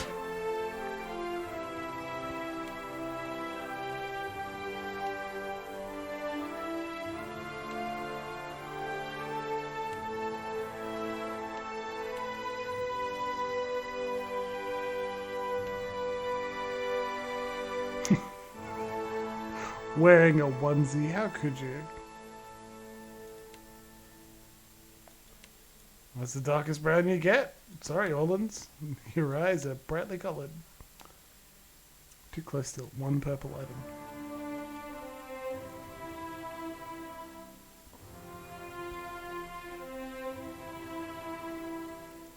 Don't worry. We'll fix the hair.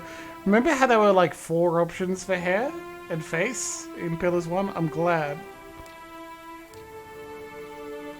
You do also have scraggly Orlin if you want, thankfully.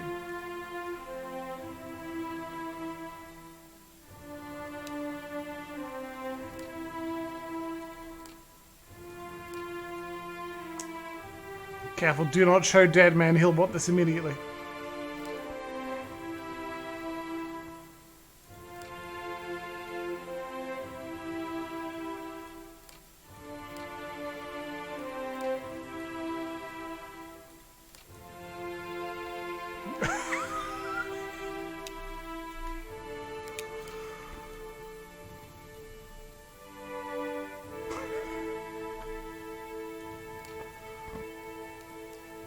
Half pony with sideburns? Yeah, I like that. That's good.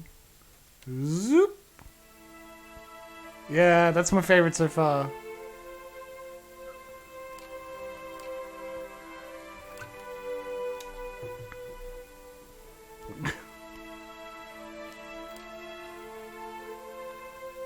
Oh look, it's my hair.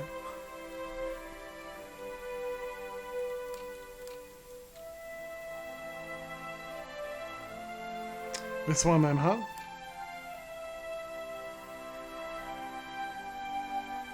This one. That's good. Alright, let's do that. Love it. After him! You better run! Nothing will slip past me. Ready when you are. We've only got a couple things left. We'll push through past break, okay? We'll get there. I won't click the finish button till after break, though. Let's go! Please identify the voice actors here as well. Time to see and not be seen. I've got this. After him! I shall lead us. Finish them! Yes, I shall lead us. Onward! Let's keep quiet. Yeah! Not a sound. What can I do? I'm flattered. Stand together! I like that the most so far. No prisoners. A blade in the dark. Well? Bring them down! Keeping an eye out. Yes? I'll take a peek. Right here. I got this. I got this. They'll never know I'm here. Right here. I got this. I got this. Smooth is winning so far. Follow me. Yeah! Let's go! Everybody shut up! I'm snaking. We will bring down dragons, gods, and more. Grog, I assure you, we will not bring down dragons. I've fucking tried.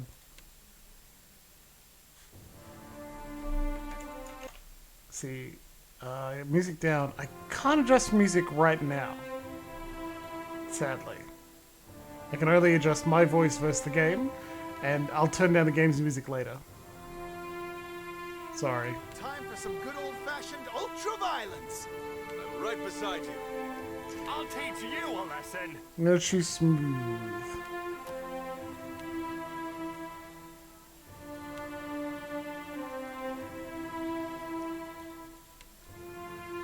Give us the pose.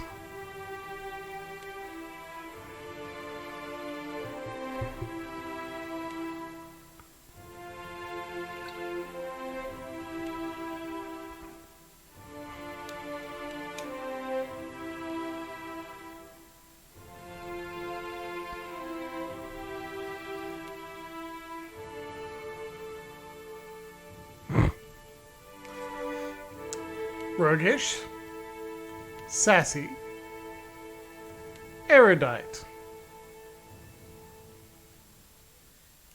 Very different.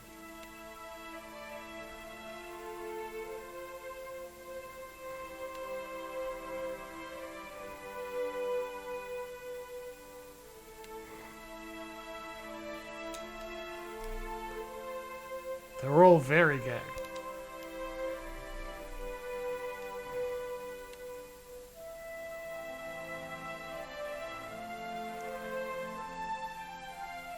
How appropriate, though, Loxy. We're gonna go with erudite.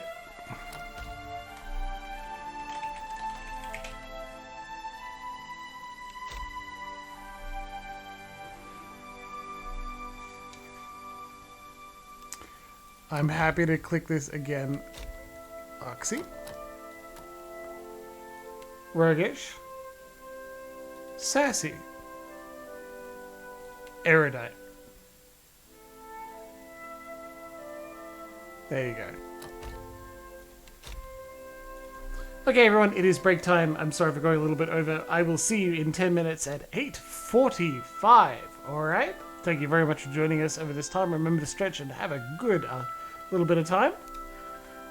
And I'll see you in a little bit to continue our adventure in Pillars of Eternity 2.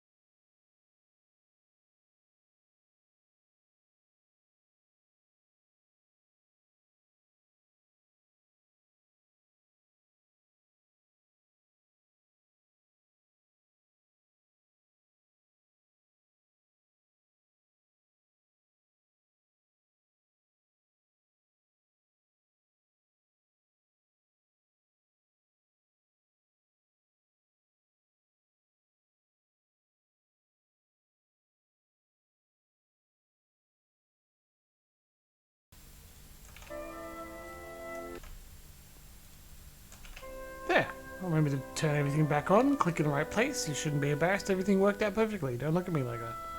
Welcome back, everybody. Tonight, I have made a drink called Light in the Fog. It needs a lot of refinement, that's for sure, but I know what I'm going for. Most of all, I want an actual orange wedge. Because I'm out of oranges, so I don't have one. It has gin? No, it has camber fog. It's camber fog, which is an aniseedy drink, and I understand that many of you are not interested in that at all, but I felt like it. I called it a camber frog. No, it is a light in the fog, and it is a the Canberra Distillery's camber fog. I did say camber frog. How dare you?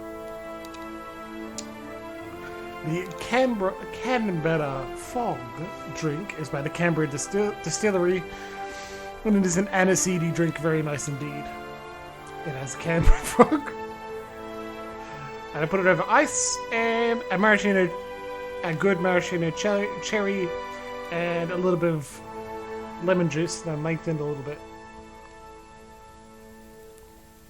It's nice. It's slightly sweeter than just having it straight, and is enjoyable, but yeah.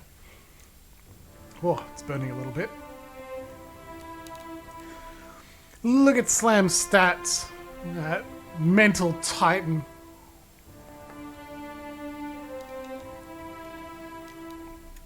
And no additional dexterity is throwing me a little bit. I'm not going to be using many abilities on him, but look at that will save. 61. Ain't no one turning Slam against his friends. Troubadour, the brisk recitation, a Scion. Let's just start with the skills. Nothing in alchemy, 1 in arcana, 1 in mechanics, 2 in sleight of hand. That's pretty good. You can now steal from people. Is it like Uzo? Yes, it's like Uzo. Bluff, diplomacy, history, metaphysics, insight, and divination. We don't have streetwise survival, religion. I think that's pretty appropriate. Alright. I believe some of these will get doubled as we... with all the bleeding and fighting he's been reading and writing. Let's click. Go forth now, Watcher, as my herald. Know that I do not give you this title lightly. When the time comes, you will have the power to reveal the souls that cling to you, to open the gateway from the in-between to the waking world. Find Aethys. Learn his plans. When I have cause to talk to you, I will summon you. With a quick gesture of her hand, you feel a sharp pain in what would be your chest. The pain continues, intruding deeper into your soul. Looking down, you see a small lump of darkness roiling within you. The darkness lingers there, but the pain abates and fades entirely within the span of a few seconds. A chime. Do not fear, Herald. It will not harm you unless you choose to cross me. I trust it will not come to that. Her gauntleted hand gestures to the dwarf, hovering nearby. The dwarf nods, contorts his face with his odd smile, and gestures to a new door. Oh yeah, that reminds me, that narrator is actually Ashley Johnson. The creases of the dwarf's face tighten into a smile as he gives you a courteous nod. I'm gonna have to look to see if I can turn off the narrator. No, this one leads to a different location. Not certain, but I actually think the other door led to Cat.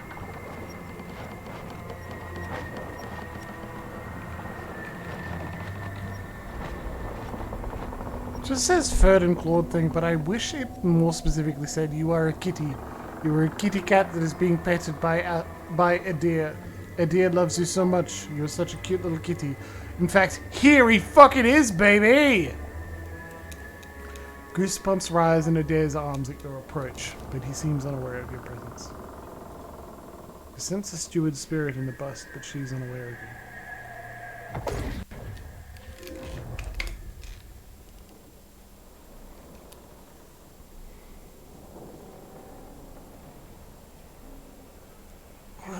fuck was that?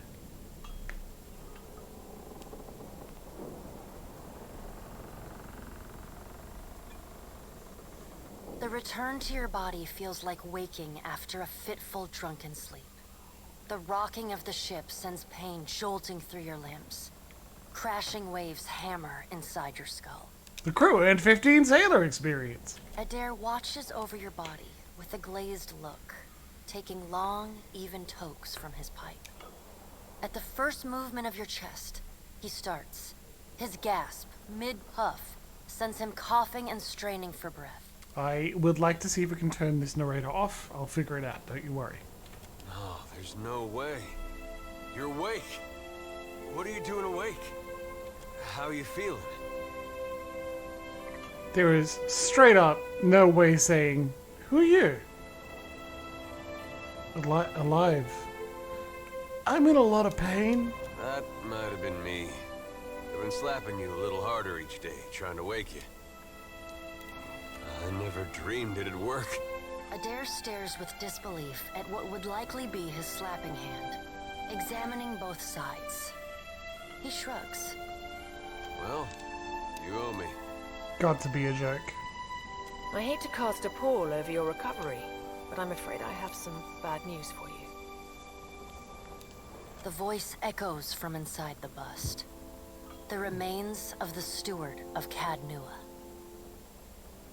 Cad Nua has been destroyed. Aethys possessed the statue of Maros Nua and rose from the ground, consuming the souls of all nearby.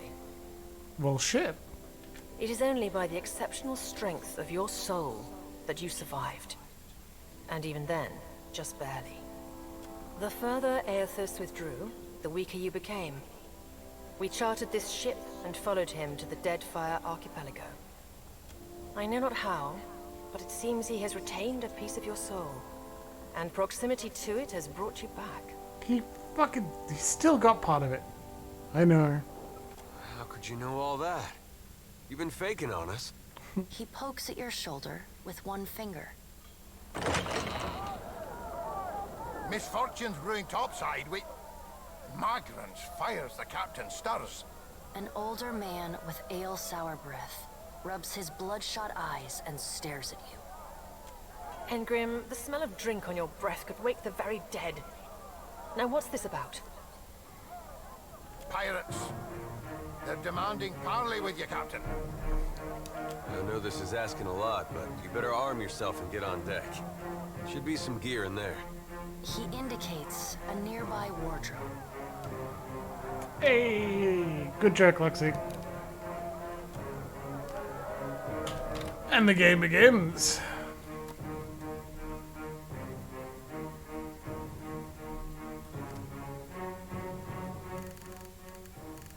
Thank you. We love the music. Let's turn it down a little bit.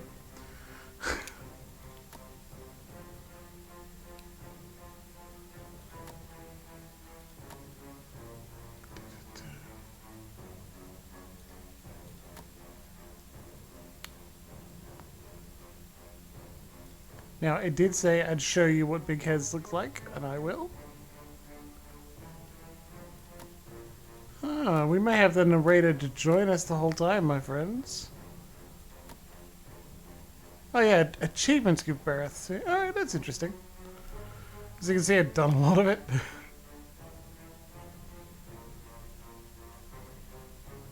Missing 2, 4, 7, 10, 13. Yeah, that makes sense to make it 97. Maybe not.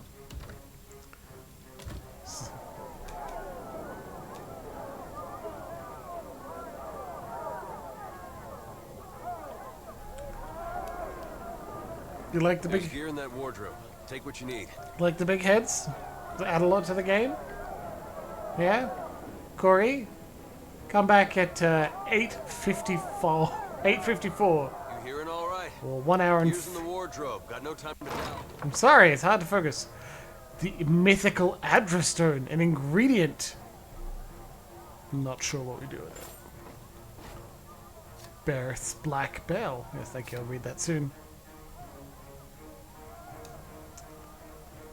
Keywords.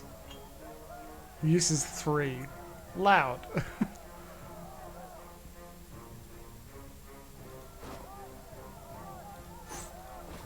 All right, now make some use of it. All right, fine. Good lord. If we really need the bell, use that. Put some mail armor on. Offset. I have a pistol in our main hand. Pistols are now no longer...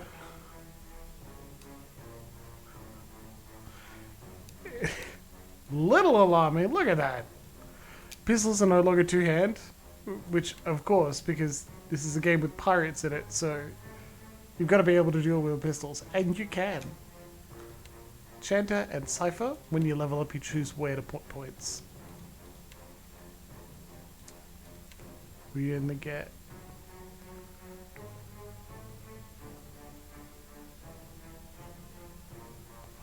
Okay. Doesn't say exactly how high you get. I think it's only to there for multiclass. That's pretty good. We still get, like, with all your strength, slay the beast. Very cool. And defensive mind web and the reaping knives. Well, he just sticks his hand deep into his face. The pirates of death.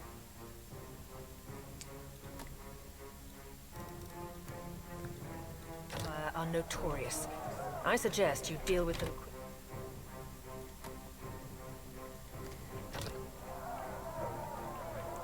The word Ukaiza is scribbled and crossed out on many points of this globe. Huh.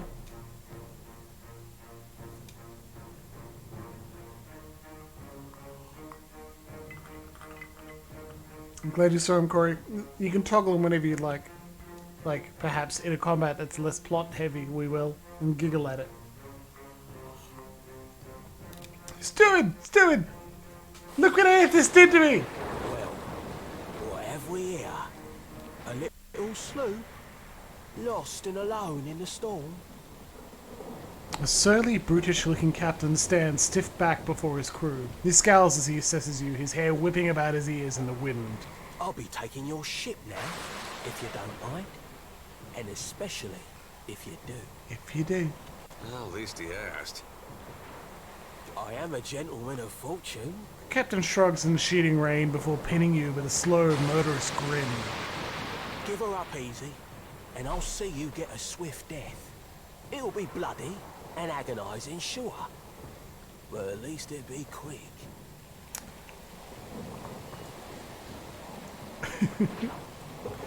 I also like that we have an option, because we are an aristocrat, we can say, as if I would ever surrender to a common pirate.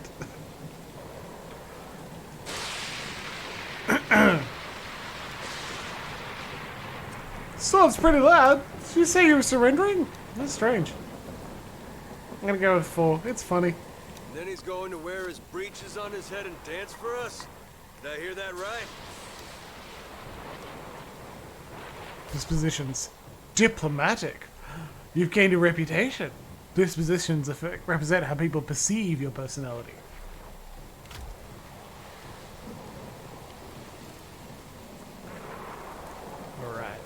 Alright, ingredients. You found an ingredient that can be used to enchant things. Yeah, dance first. You did, Edér. Aye, but the breeches are gonna be stitched from your skin. That's a little fucking weird, Benwith. What the hell? You got a smart mouth on ya. Careful. It'll get you killed faster than any blade.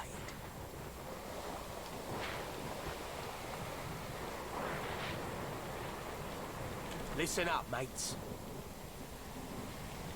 He cracks his neck as he addresses his crew. I'm off to spear me a bigger fish. One with sharper teeth like. I'm trusting you lot not to cock this up. Don't damage the sloop when you take it. Play with the crew if you'd like, but don't bring me any prisoners. None that are alive. You heard, Benwith! Alright, alright. Excuse me that he's just sending 3 dudes to try and take us down. helmsman, sailor. Also, take a minute to examine how beautiful. Now we're riding the Defiant. Well, shit, man. What abilities do we have? Prepared chant? Chant A, turn on. We've got come, come, soft winds of death. We don't need to view this. This works exactly the same as Pillars 1, I'm pretty sure. We've still got one of our Watcher abilities. No, that's a different one, actually. This is now we are the Visage of Death's Herald. Lost our Watcher abilities.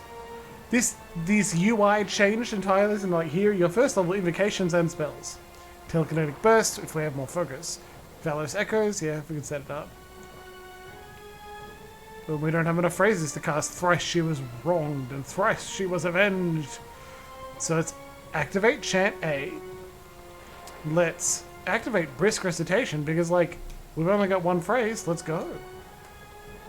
And then Rush Reload. Fires and reloads a missile at the cross of accuracy. Let's not. Let's go. Combat started. Combat introduction. Characters with a red selection to enemy. And now, Defend the ship! Edér is not currently in our party.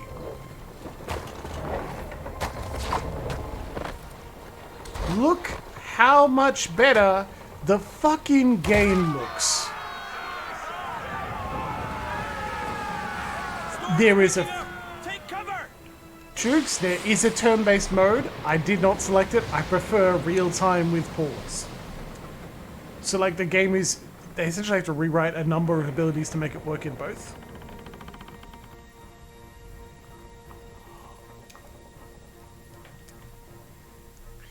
And, like, we can also choose turn-based. I don't know if you can change mid-game, but I don't like turn-based as much. At all. I played it for like one fight in Wrath of the Righteous and it drove me mad. You defeated the pirates, but you're not out of trouble yet. The storm picks up, lashing your ship and driving you dangerously close to a rocky shore. The Defiant's crew hurries to reduce sail and batten down the hatches. Defiant is a ship purchased with the last of Cad Nua's riches. It was born within the eastern reach of the Deadfire Archipelago. They work quickly. The ship is still listing heavily. Sorry, I'm a little distracted. I'll be back with you very soon. Just want to get a nice message out to my lovely girlfriend. I had a very good night weightlifting today. I'm incredibly pleased. Yeah, you can pause whenever you like. Just then, a loose crate tumbles towards you, gathering speed on the rain-slick deck. It misses you, but knocks Chipatek, one of your deckhands, off his feet. The Defiant heaves. Chipatek pitches over the side. He grabs onto the rail, but his fingers are slipping. He cries out for help. Meanwhile, the runaway crate totters on the edge of the deck, ready to plunge overboard.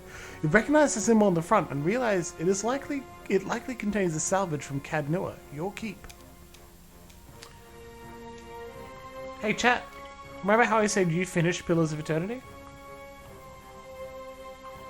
Through your decision making, like how we get through?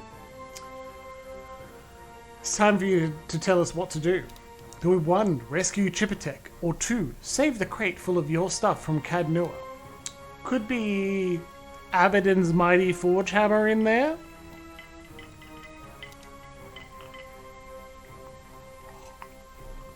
But Chipatek is in fact an actual living person, so maybe they need to be saved as well. We don't remember who they are. Could be. Up to you. We've got 1 vote for Rescue Chipatek, and unless we get something in a little bit, I'm going to select it.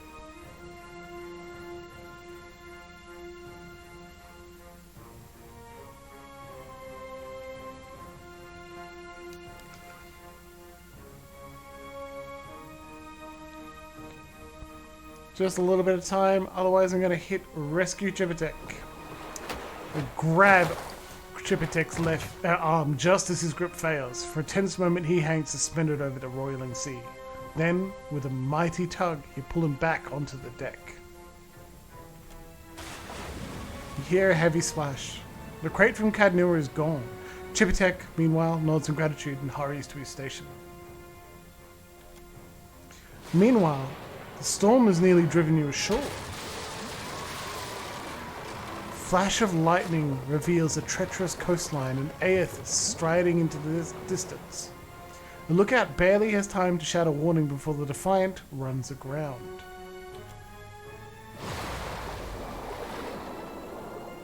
The impact hurls you from the deck and into a froth of waves, bodies, and splintering debris. You struggle toward the beach just ahead, even as the surf tugs you with all your might until at last you feel sand between your fingers. Pulling yourself ashore, you collapse.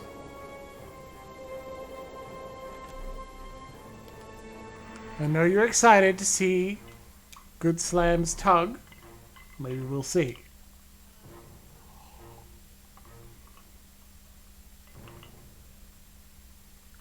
Imagine how pissed the crew would be if you're like, yeah, he saved his stuff.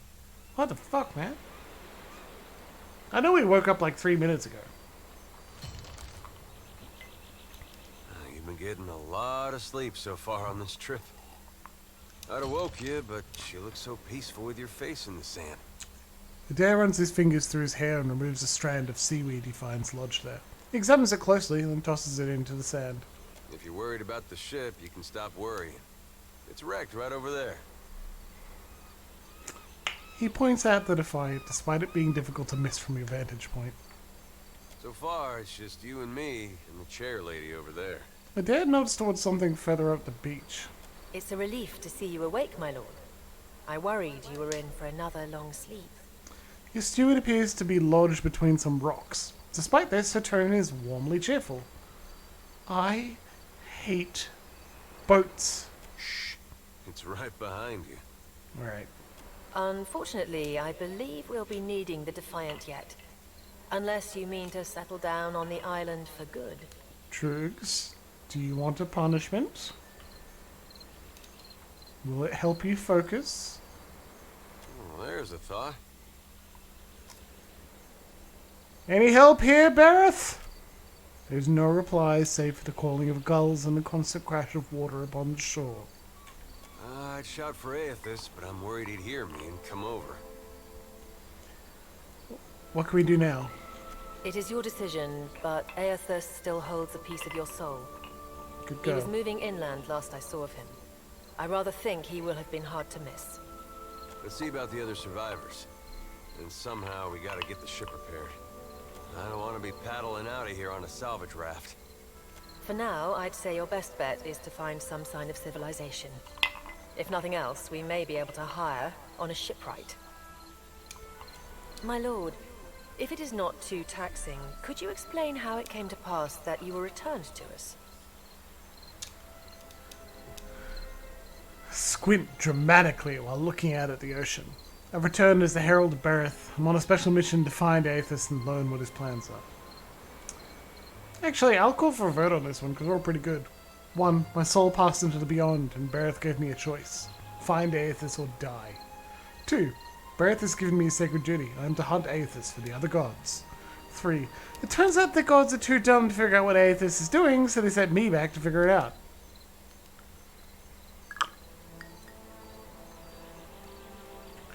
Next, please.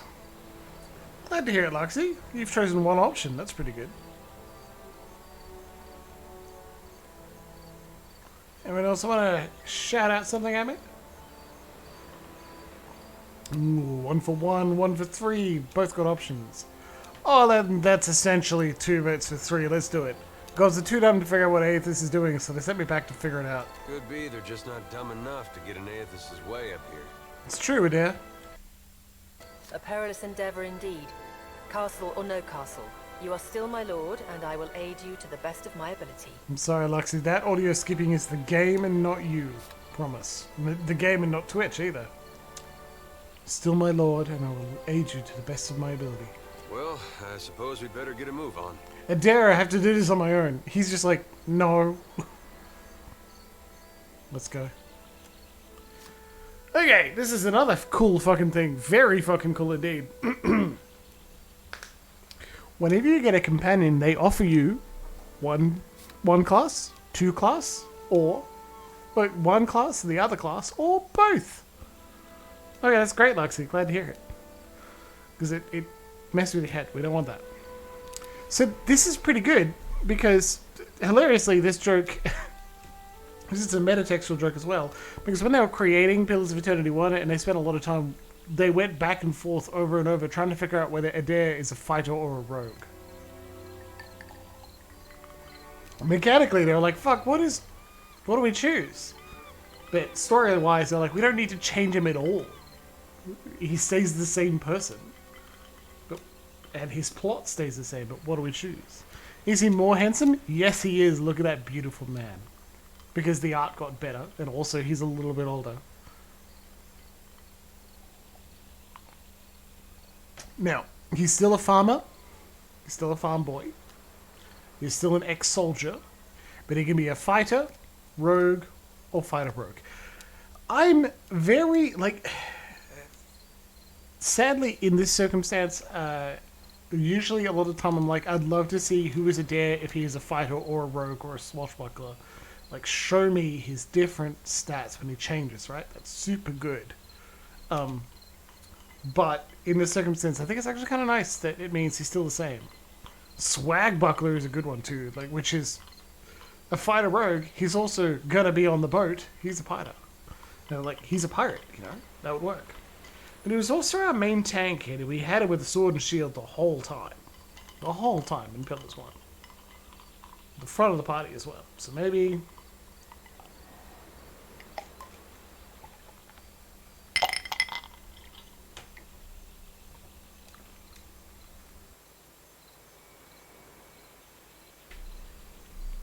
It's just me getting the cherry out of the cup. So we've actually got one vote for Swashbuckler, or Fighter Rogue Multiclass. I would like to know whether Trugs, Luxie, Deadman, or Corey, do you have a mechanical preference here? Oh, another one for Swashbuckler, very good indeed. Now, it says not recommended for new players. It's fine, don't worry about it. We'll figure it out. If we die over and over, I'll cheat. No mechanical preference. Alright. Let's do it. Edér, you get to be the person you always were in development when they couldn't decide whether you're one or the other. Like every bisexual in existence, I'd like to answer both. No, they're not less powerful. You have more choices, which means you have more opportunities to get it wrong. But we play on easy, baby! Adventure? 'Cause I sure am. Ow! Scrape my knee! Hi, Vela.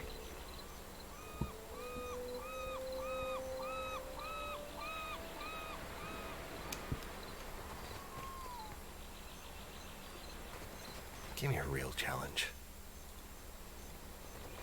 So many souls lost.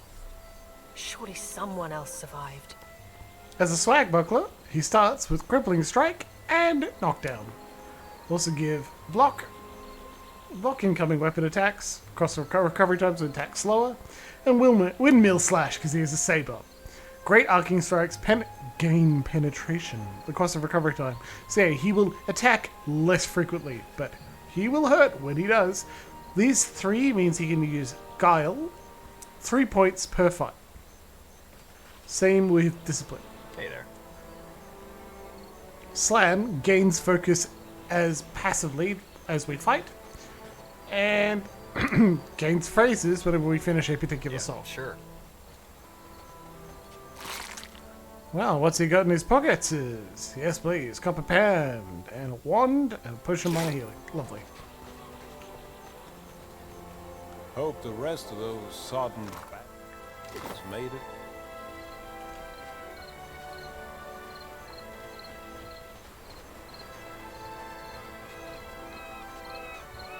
Love that the camera automatically follows you now, even if you can move it around. I got this. All you need to do is loot something and click on yourself twice and it will follow you around again. And boy, does everything look so much better. Fucking hell. Spy! Magran, here! My flame burns yet! Is that ye? Slam shadows. Eld Engrim appears to be in sound condition, though his waxed jacket is soaked through. He praises you with bleary-eyed amusement. You woke just in time for the fun. fighting off motherless raiders one moment, flung into the freezing depths of Ondra's bosom the next. Ingrim's eye twitches as he flashes a smile notable for an extraordinary absence of teeth. Aye. Magran learns us poor bastards that a little excitement's good for the heart. The last Magranite to travel with me almost went mad because of his goddess's trials. Aye, but almost mad ain't fully mad. Ah, old Durance. The goddess shan't forge another like him in our lives, Captain. Thank Christ. There's nae getting the ship back underway without repairs. Yonder road inland seems the best chance of that. You want to be kicking some of the corpses before you go, see if some cry out. We need a crew if we're to set sail. Alright. A fine way to stretch your legs after such a long sleep, I'd say. Ingrim's eye twitches again, the lid drooping as he nods in affirmation of his own wisdom. You're still drunk, aren't you? Dry as kindling, Watcher. His beard provides some cover for his smile, but his eyes twinkle playfully. Shouldn't you be helping? Oh, but I am, Captain. I pray for the dint to test ourselves anew against the pirates. We'll nae let them slip away a second time. Any idea where I should start? I heard some hollering by the Defiant. Worth spying on, just in case someone weren't cast from the deck onto the strand. I'll go and see if I can find anyone else. Good. I'll start a fire. A right proper fire to thank Magran for all her trials. He nods enthusiastically, his eye twitching. Yep, thanks, Eld.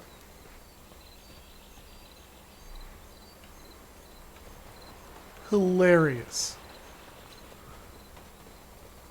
Spy! Mine! We have spark crackers, which are a bomb that you can use in combat. Well, not in combat actually, because when you use that, it distracts the enemy for a few seconds. Here, my flame burns yet. It helps when you're stealthing to throw firecrackers in a direction so an enemy goes to investigate that location, and you can sneak past. Hey, fancy seeing you here. The spirit's voice warps and shifts, muted as if by a great distance. Even so, he grins brightly at you. I can't see much of anything, really, apart from you. Just endless gray. What happened? You didn't make it, you idiot. You're dead. No. The ship ran aground in the storm and you died. Storm? That's strange. You'd think a man would recall a storm. It's like someone cut away a part of my memory.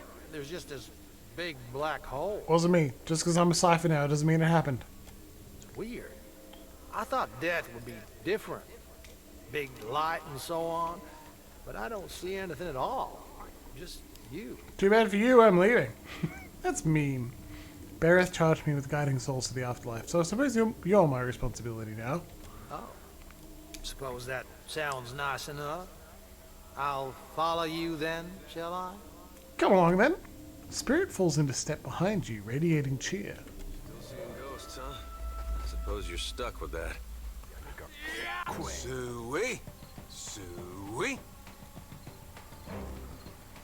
New combat music! Hey, Edér, could you knock down that boar? Hey. You can see Vela's in combat, she runs and hides. I'll teach you a lesson. Yeah? Of course. Consider it done.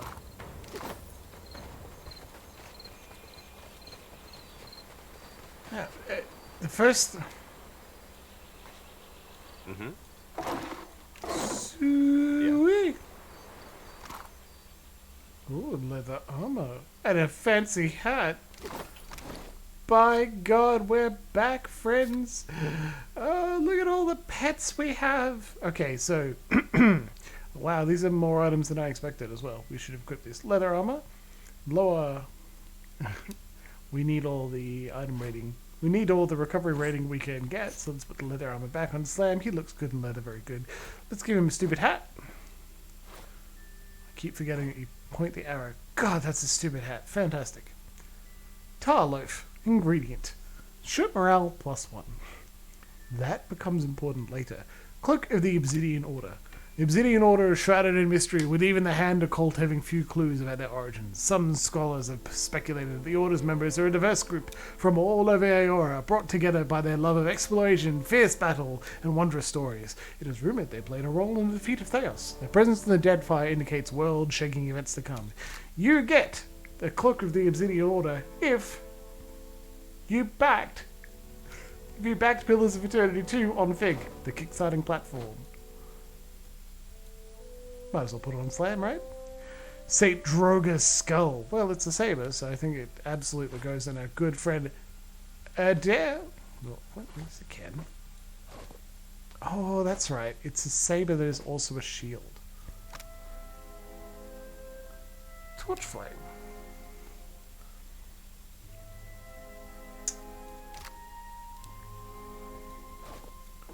Yeah, it can only be used in the offhand, so you can dual wield them.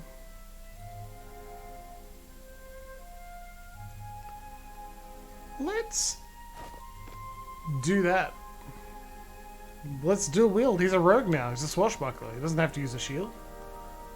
Beakhead. 1 intellect. Grants pet party-wide effect. Bonus to sleight of hand for the whole class. Cosmo. 1 constitution. Grants pet party-wide effect. And party's more effective with healing spells. Well, Edér, my friend. You get yourself a pig. Put hat. Well, this hat. This one here, the one that grants Captain's Eye. Because while not flanked, the wearer has resistance to perception afflictions.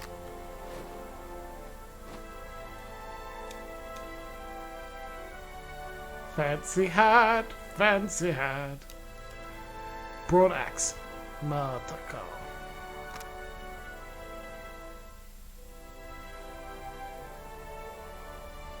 May have been a bonus with who I finished the game with last time. Grants Gorn's Pledge. Gorn's Pledge. Significant amount of health to all allies. Yeah, buddy. And Obsidian Worm. Stealth, sleight of hand, and bonus accuracy against flank.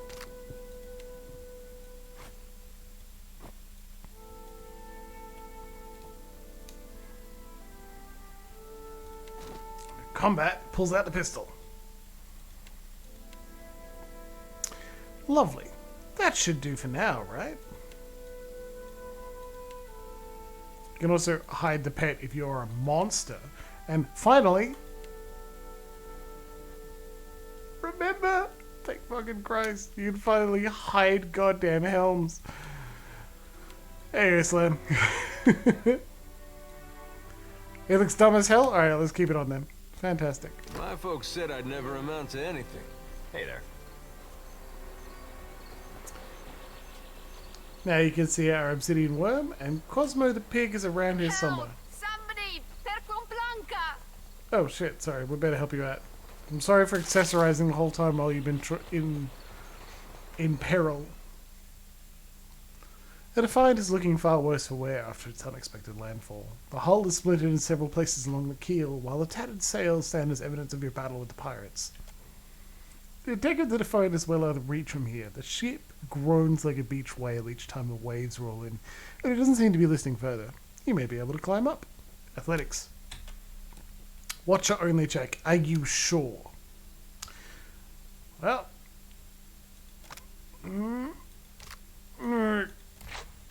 Success. +2 from party shift. Hold shift. Edér helped. You can climb nimbly up the side of the ship and reach the top without so much as breaking a sweat. Edér is not far behind, pulling himself up and over the railing behind you. I don't know if you can fail that because Edér starts with you. I'm safe with you, Captain. I just know it is all. You are, Vela. Don't worry. There's the pig! Irina, can I help?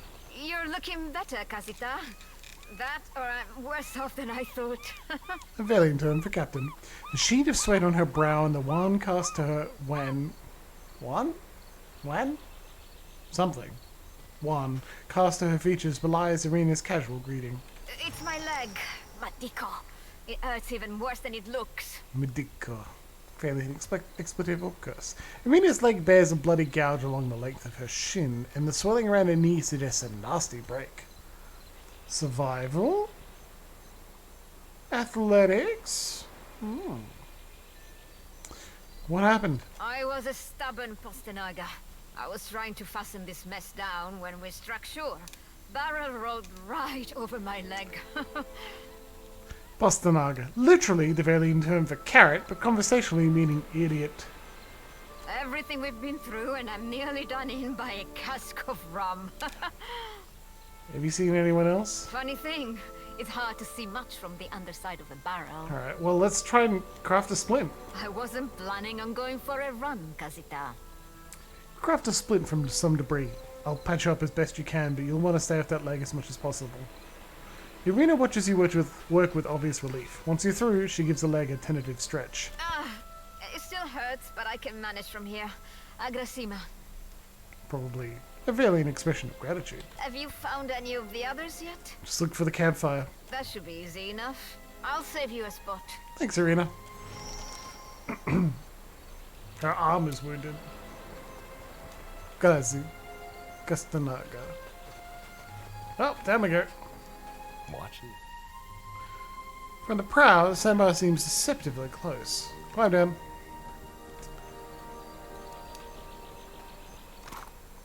Ooh, free dagger.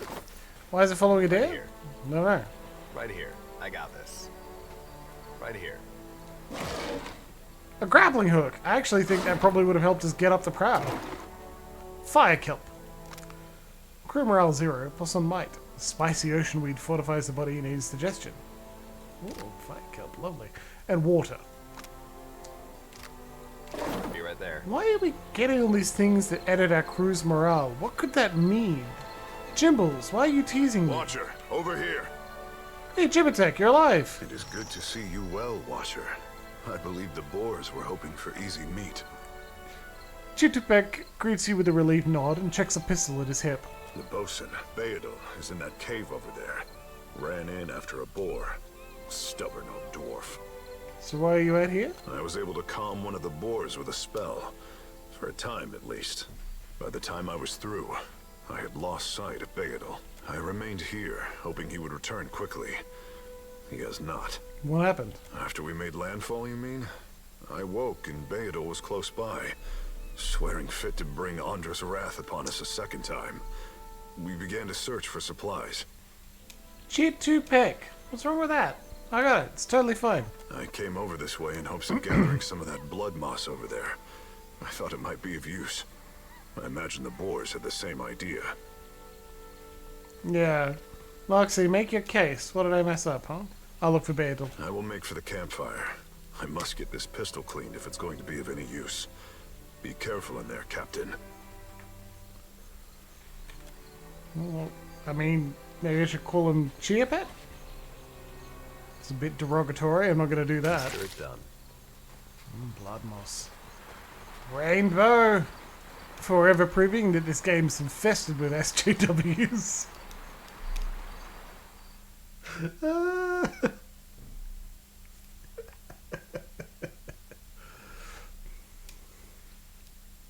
Oh, so Chiputek. Or Chitputek. That would be not as good. Yeah, love those. They're my favorite kind. Also, we don't have Scion's curse on us, so we don't literally need to have Edér holding the torch at all times. Stealth has been overwritten. Easy does it. Okay, go away, please. Stealthy, stealthy, stealthy. I guess we're not the first to head this way. Hardtack, my favorite.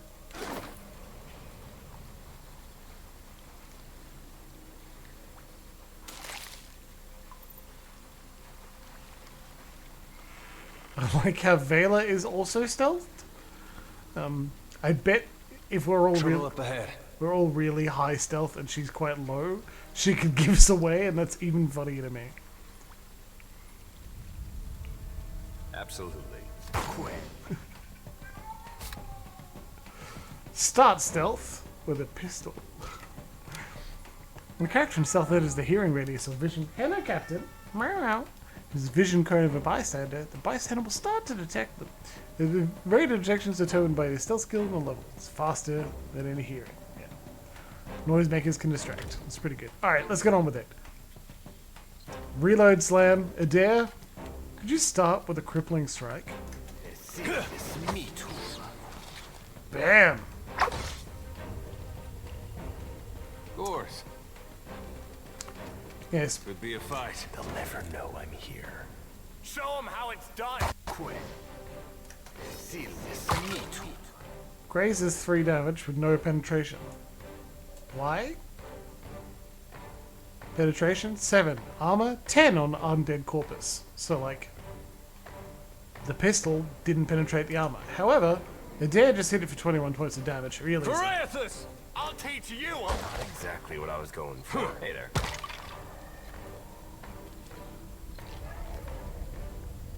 And then, However, each round, Slam Shadows continues to use the chant "Come, come, soft, sweet winds of death," the soft winds of death, which heals us. Right so here. he gets I got this. 2 endurance each time it goes off. I got this. You're not going to get tired of him saying, "I got this, I got this." Because it's very Slam. A waterlogged note. Still no sign of bandwidth. How much longer are we going to wait? The wet's already ruined half our take. And get your stinking construct under control. It's been hanging out by that crystal. That's where it's giving me the eye. Can I borrow a sword? I promise to be careful. Absolutely not. You are no older than like I see 2. where you're going with that. There. So I don't remember how old you are, but still not old enough to use a sword. Valiant frock coat. Don't mind if I do. Sam, however, needs armor because, despite having a low deck so he can't use things that quickly, he's got very low health for some unexplained reason.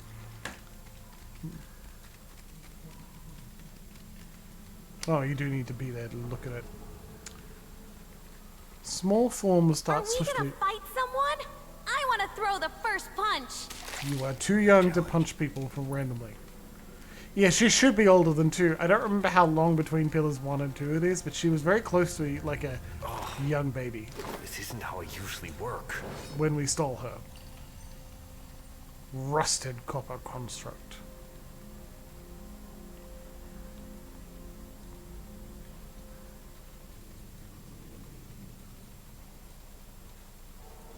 Isn't this something? Traps. Trap. Traps and other hidden items can be discovered while exploring. A character's ability to discover traps is tied to their perception skill, and ability to disarm and detect a trap is based on a mechanics skill. Any character, including enemies, can trigger a trap. Once activated, traps cause injuries to any character hit by them. Not pirates. Audra, take your scabrous souls for fish food. Theodol. Still alive and calling everybody scabrous, I see. Well, now we got a bosun. Just need a boat. Edér. And I see that corpse we've been carting around is looking a slight more sprightly. Good to see the 2 of you, but mind your step. I've got myself in a spot of trouble. Been trying to find a way past without losing a leg or getting a face full of poison. Mechanics, perception, bluff, or intellect, or sleight of hand. Set off the traps prematurely with a few heavy stones.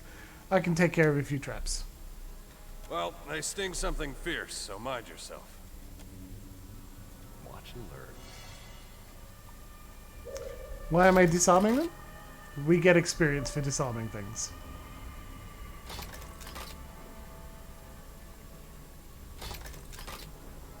And what do we have here?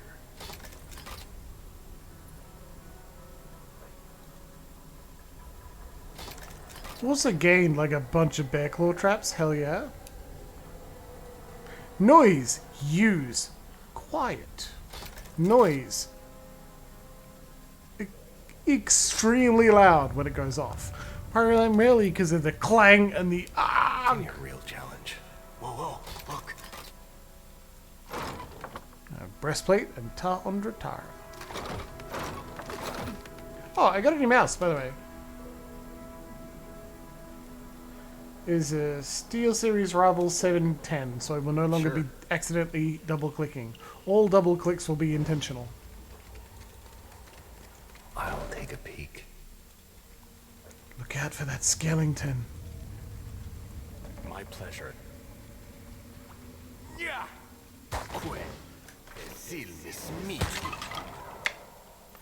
Yes, it was much easier to get a mouse than a rat. Even if what I really wanted was my previous mouse to work perfectly. Sure.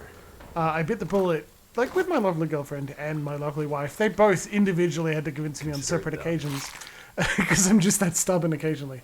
Like, my full answer is what I really wanted was my previous mouse that I loved to work perfectly. And they were like, it's not going to happen, man. Right here. And I said, okay, well, I guess then I can't just stick around and hope it'll get better for no reason. So let's fix it. Let's actually deal with this problem. And so I did. Got a new mouse. It's a good mouse. I like it. The dear wooden mayoral medallion. Edér chose not to return to Gilded Vale. Still most comfortable living far from cities, he settled in Deerford, which, like many towns in the Deerwood, was beginning the slow process of rebuilding. Believing now that it was the obligation of Kith to be the leaders their gods had not been, Edér was soon named mayor of the town. Under his guidance, Deerford began to prosper. He expelled the last of the Scionites from the area and drew new settlers with the offer of land, a trick he learned from someone he otherwise preferred to forget. With each passing day, Deerford would come to more resemble the Gilded Vale of Edér's childhood, the one worthy of its name. Remember, that was what happened when we finished the game. The problem will not fix itself, no. So I've read enough. Got company. I read enough cases of other people being like, I tried, better than that. I bought another one and it got just as bad. A lot of other people being like, I tried this fix, but it involves a lot of soldering and buying specific switches and being good with that sort of thing, and I'm not. Yeah, do a knockdown at air. Very good.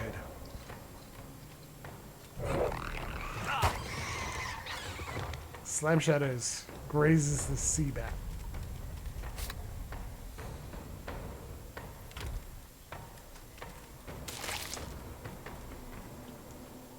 Of course. So, and this mouse is nice. It's enjoyable. We will not take that way just yet.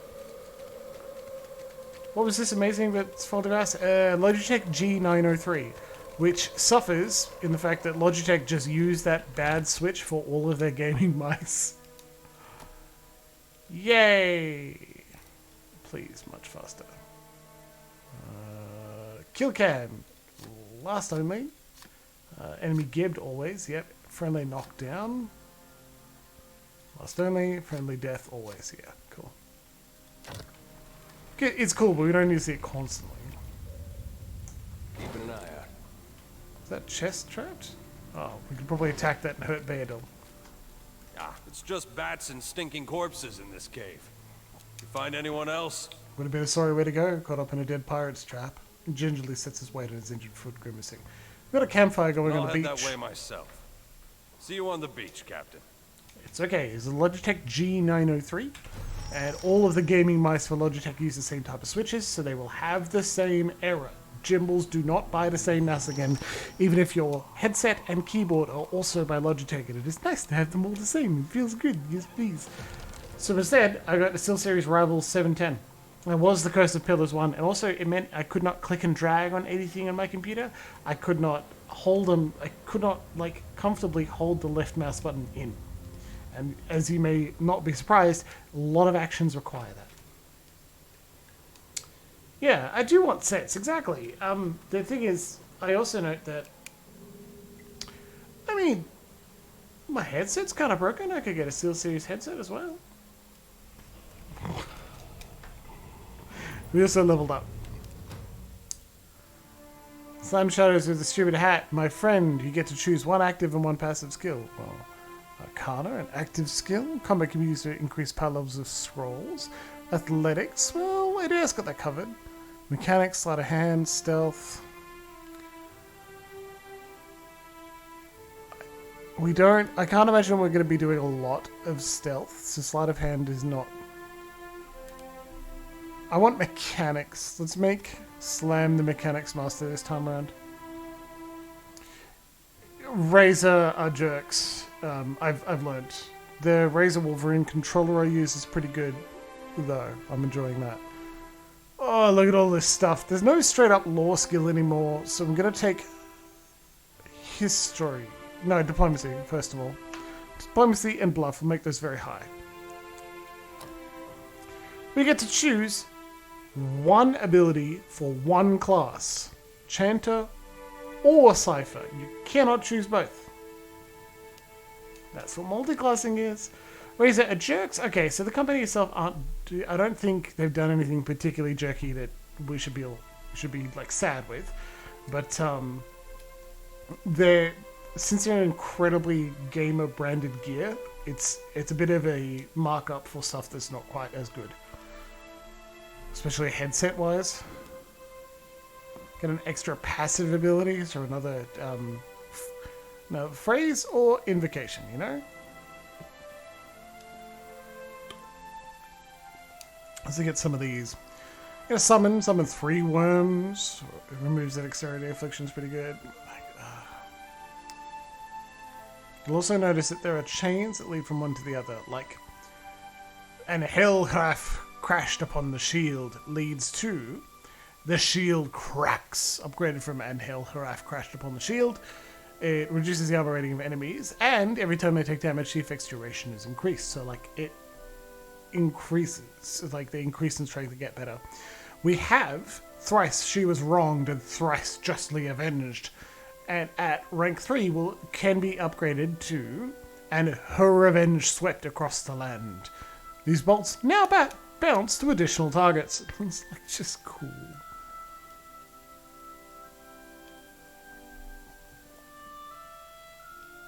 That's cool stuff. But what about Cipher? You'll notice these are just spells. They don't have upgrades like that. But the passive abilities do. For example, Psychic Backlash, whenever they target your will defense, can be upgraded to Brutal Backlash. Extra raw damage. In fact, looks like that's the only upgrade. Here's the lock one. We can't get the top 2 power levels.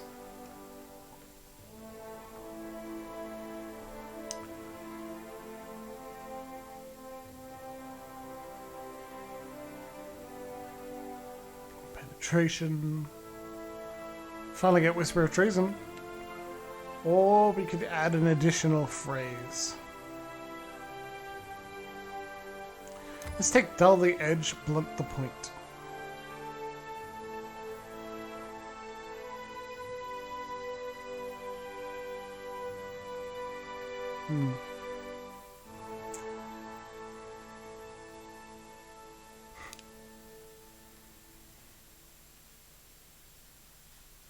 I think that will do...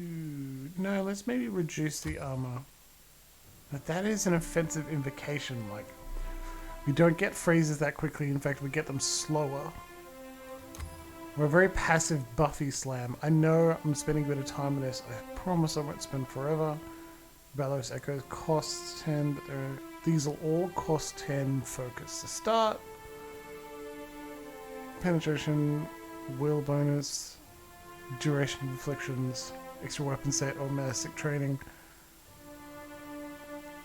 Styles. No. When's the next passive increase of will?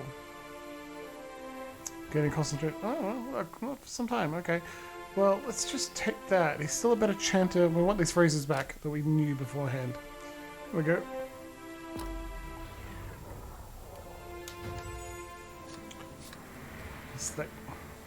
Empower. You can now empower your abilities on yourself. Once per fight, you can use Empower to make it stronger. Use it, or restore a bunch of your abilities so you get some of your spells back, one of each level. To empower it, click on this and click on the ability. That's a regular one, but if you empower it, it looks more important. It increases the power level. What is power level? Just straight up makes it more dangerous. My friend, you need to be athletic for us both. You can also be street survivally. Hey, that's pretty high already. Have streetwise. Zero Mare. Fighter Or rogue. He gets both. Cross recovery. Nope. Increases stride defensive bonus against disengagement. Don't need that. Could get discipline barrage.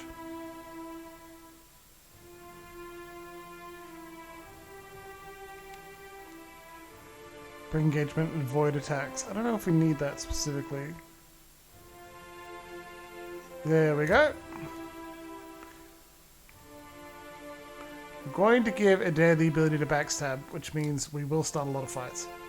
Gustus! Good to see you, man. Seriously, been a long time since we hung out in person. Thanks for joining me tonight.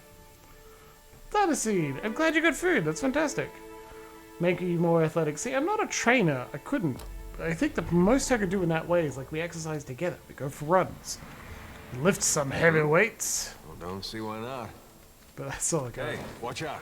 Okay, so now Edér, the rogue, can do a backstab. And I think we should give it a try.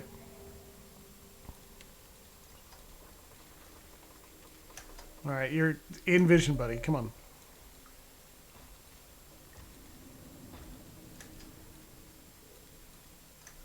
Be right there. We'll try it. What about? Yeah? Right here. Oh, I'm good at the stealth games. Oh, yes. Hey there. Quit. Damn it. See this right here. Oh, no, he's still Vela. That's why it's a challenge, remember? We've got to keep our baby alive. We stole her. We need to keep her alive. All right, Edér, do your backstab and see if this works. Whoa, we got her. She's all right for now. Mrs. Vela. Out of range, so she ran far enough. That's good.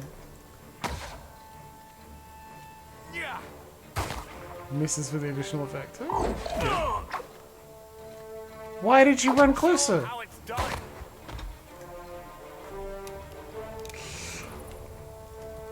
Slam, could you get up and empower the lightning blast to save your adopted daughter? Yes. All right. Close, right? God. What's a metal killing machine doing out here by himself in a cave anyway? Collecting his thoughts? Good question. But now we get the loot. Watch and learn.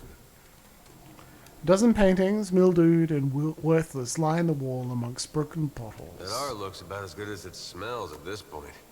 And rotting wood. Well, that's gonna be hard to clean. Corpse. Ring amount of protection? Yes, please.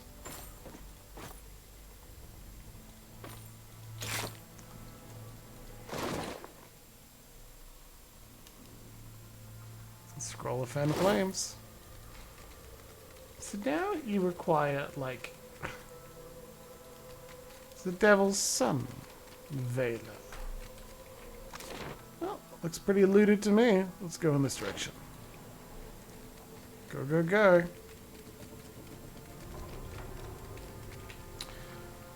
Oh yeah. Hup! Fast mode is still available, friends. While the world is even more beautiful and lovely to wander across, we can still walk across quickly. The waters here glow with eerie blue, and the cave glistens with reflected light. You can just make out an opening in the cavern wall to the northwest, where the water flows onward. The tunnel seems to extend a short distance before turning sharply, but you cannot see where it ends. You know what I'd really like right about now? Ivar's diving helmet that saved us already. Oh well. Send someone to scout ahead for air pockets. Athletics. Go with it. Edér sets out at a good pace, cutting through the water with confident strokes. Nearly to the far side of the tunnel, Edér finds a space to come up for air. With a place to rest along the way, the swim should be more manageable. Excellent, let's swim through. Watcher only check. Air pockets provide a much-needed reprieve as you make your way through the cramped waterway. You make short work of the journey. You come up into what appears to be another smaller cavern where sunlight streams in from an opening in the stone. Confident strokes from Edér there. I got this. Something, something. Hey, well. Just A foul, briny stench rises from the sodden crates, their contents rotten. But what's that we spy? Not only do we have a stun bomb, but Slam has picked up a second pistol. Well, a third, whoops. And now...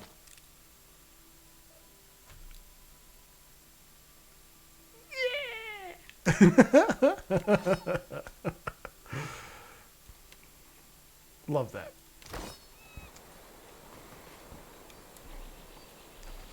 Told him not to bring that thing in there. Didn't like the look of it one bit. But no one daren't speak poor of his precious animancy tech. The ghostly figure paces the length of the small outcropping with quick, deliberate steps, muttering to herself all the while. Her long cape flaps with the wind that blows from the in-between. Special gift from his contact, he says. Now it's acting all weird. Gives me the damn creeps. You feel it too, right? Like it's looking straight through you? She turns piercing purple eyes on you. She shakes her head and resumes her pacing.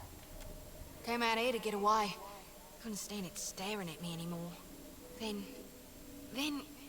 Oh, my memory's fuzzy. Anyway, you want a Benwifts? Haven't seen you for, but he's been bringing all sort of new folks on lately. Can't hardly keep track.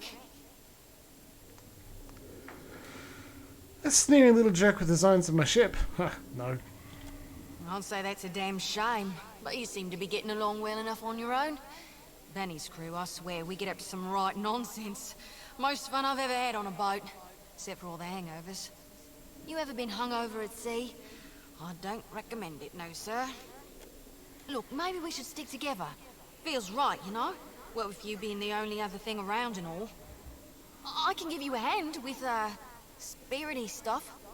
No kidding, I've always wanted a ghost friend. And I've always wanted to be a ghost. Look at us, all in accords. We like 2 peas. I just hope you know where you're going, because I ain't got half a clue.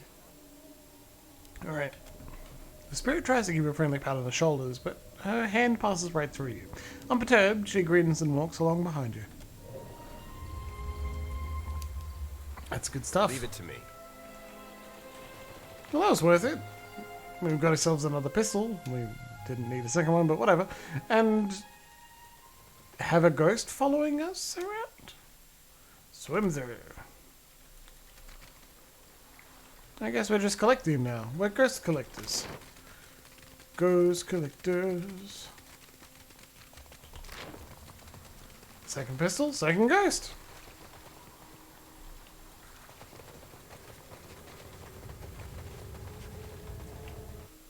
I encourage both of you to not to argue to see who is hornier, not who is less horny.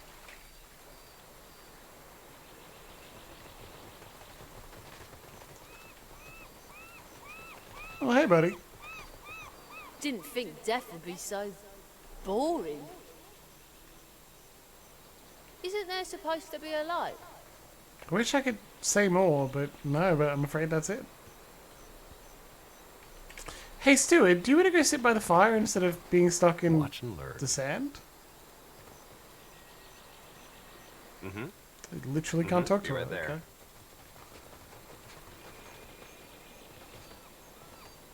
At least my leg don't hurt anymore. Exactly, Thylacine. It looks so good.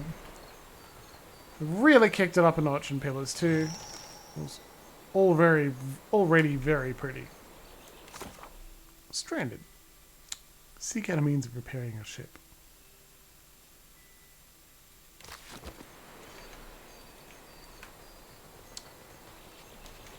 Browse, etc. Yeah.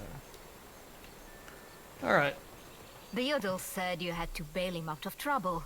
Diverus? Was he crying? You can tell me. Good news, Captain. I found some supplies must have washed ashore. Ooh. Even better. I've located some spirits. The mundane kind, I mean. Nothing that requires your talents, Watcher. His eyes twitch and twinkle in delight. Have you seen any other survivors? Not a one. We've come away from this one limping, Captain. But we live to see the next battle through. What do you think we should do now? It's just the lot of us now, Captain. You'd best head into town, see about supplies and repairs. I'll keep an eye on the ship. Do you know anything about this island? Kith Riviere. I ken that much. Means we're a sight better off than we could be. That's good. Of course, it's surely pirate territory. They've a number of bolt holes out this way. I'd nae be surprised if that cave up north is one of them. Could be they lie in wait for us, even as we speak. A twinkle in his eyes belies his foreboding tone. Oh, quiet. You were under a damned barrel. What a mess. We'll be needing help getting the Defiant off the ground. Do you know anything about this place? We got turned around in that storm. Hard to be sure just where we are. What do we do now? Not much chance of us moving the ship on our own, but we're in charted waters. There's bound to be a town nearby. Fair enough. I suppose we are lucky to have found land. Alright. Well, onwards and upwards. Where's Vela?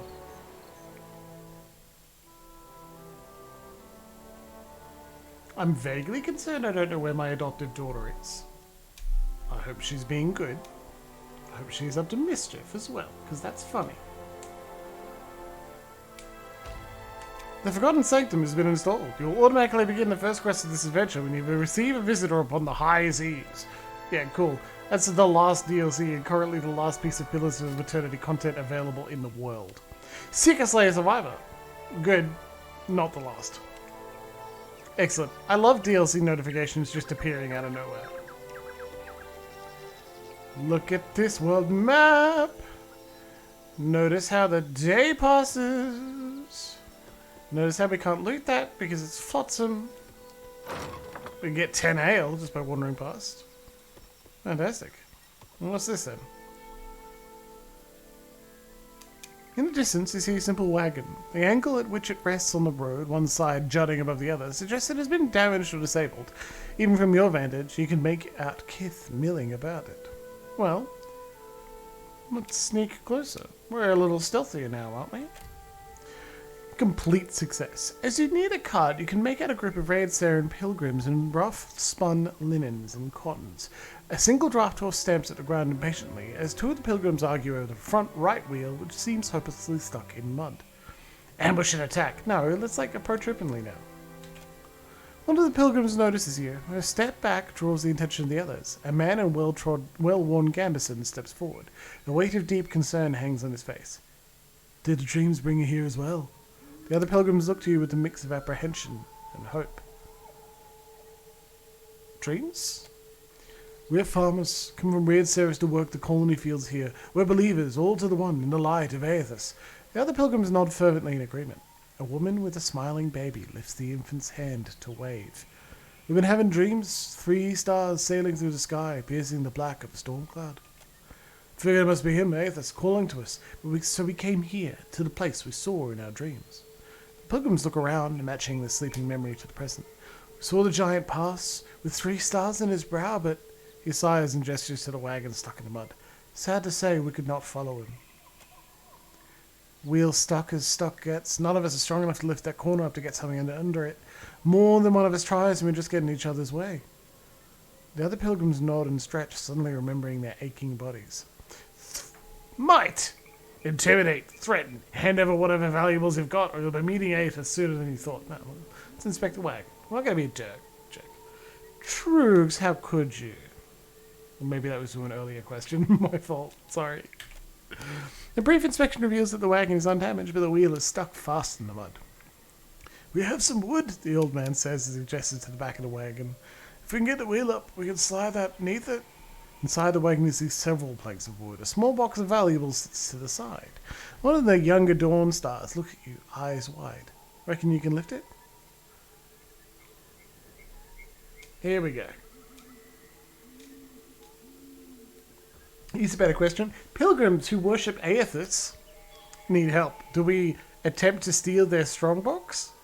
Or attempt to lift the corner of their wagon? Or attempt to steal the strongbox and then lift the corner of the wagon? Now, it is 10 o'clock and we're going to finish pretty soon, essentially after we finish this choice. So, vote quickly, everybody. 1, lift the wagon. 2, attempt to steal the strongbox.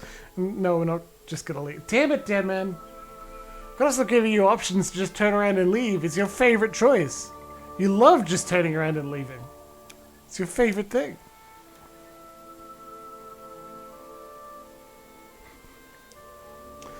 Couple of votes for one. Let's do it. Let's lift the strongbox.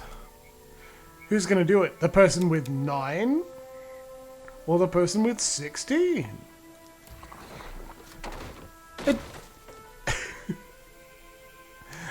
Edér squares themselves to the wagon's corner, squats deep, and rests the wheel up from the mud with a grunt. The young Dawnstar stands in shock for a moment, reacting just in time to thrust a thick board beneath the wheel. It takes the better part of an hour to lay down a safe path for the wagon to roll free of the mud. The labouring Dawnstars glisten with sweat, but laugh happily as they sing songs of praise for Aethys. Results. 2 hours passed. Smiling, their leader presses a small patch of coins into your hand. We appreciate the help. Without you, who knows how long we would have been stranded out here. They begin to prepare their wagons as you take your leave. Gain an item. 15 coins. The item's put into your stash. The old man calls out to you as you go. Take care of yourself and your soul, traveller. Whether you came for Aethys or not, we know in our hearts it is come for us.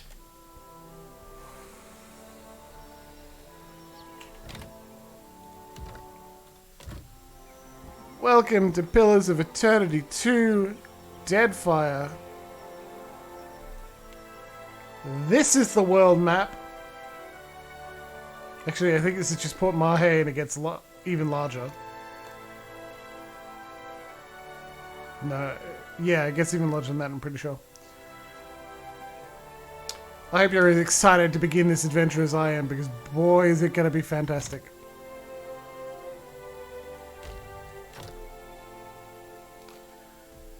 Alright, we did it. We made it through Pillars of Eternity 1. We've started our journey in Pillars of Eternity 2. Not only did we recreate Slam Shadows after his brief brush with death, we saved members of our crew and even Edér. I am incredibly excited to continue this adventure with the rest of you. I really hope we come to a beautiful conclusion of Pillars of Eternity 2.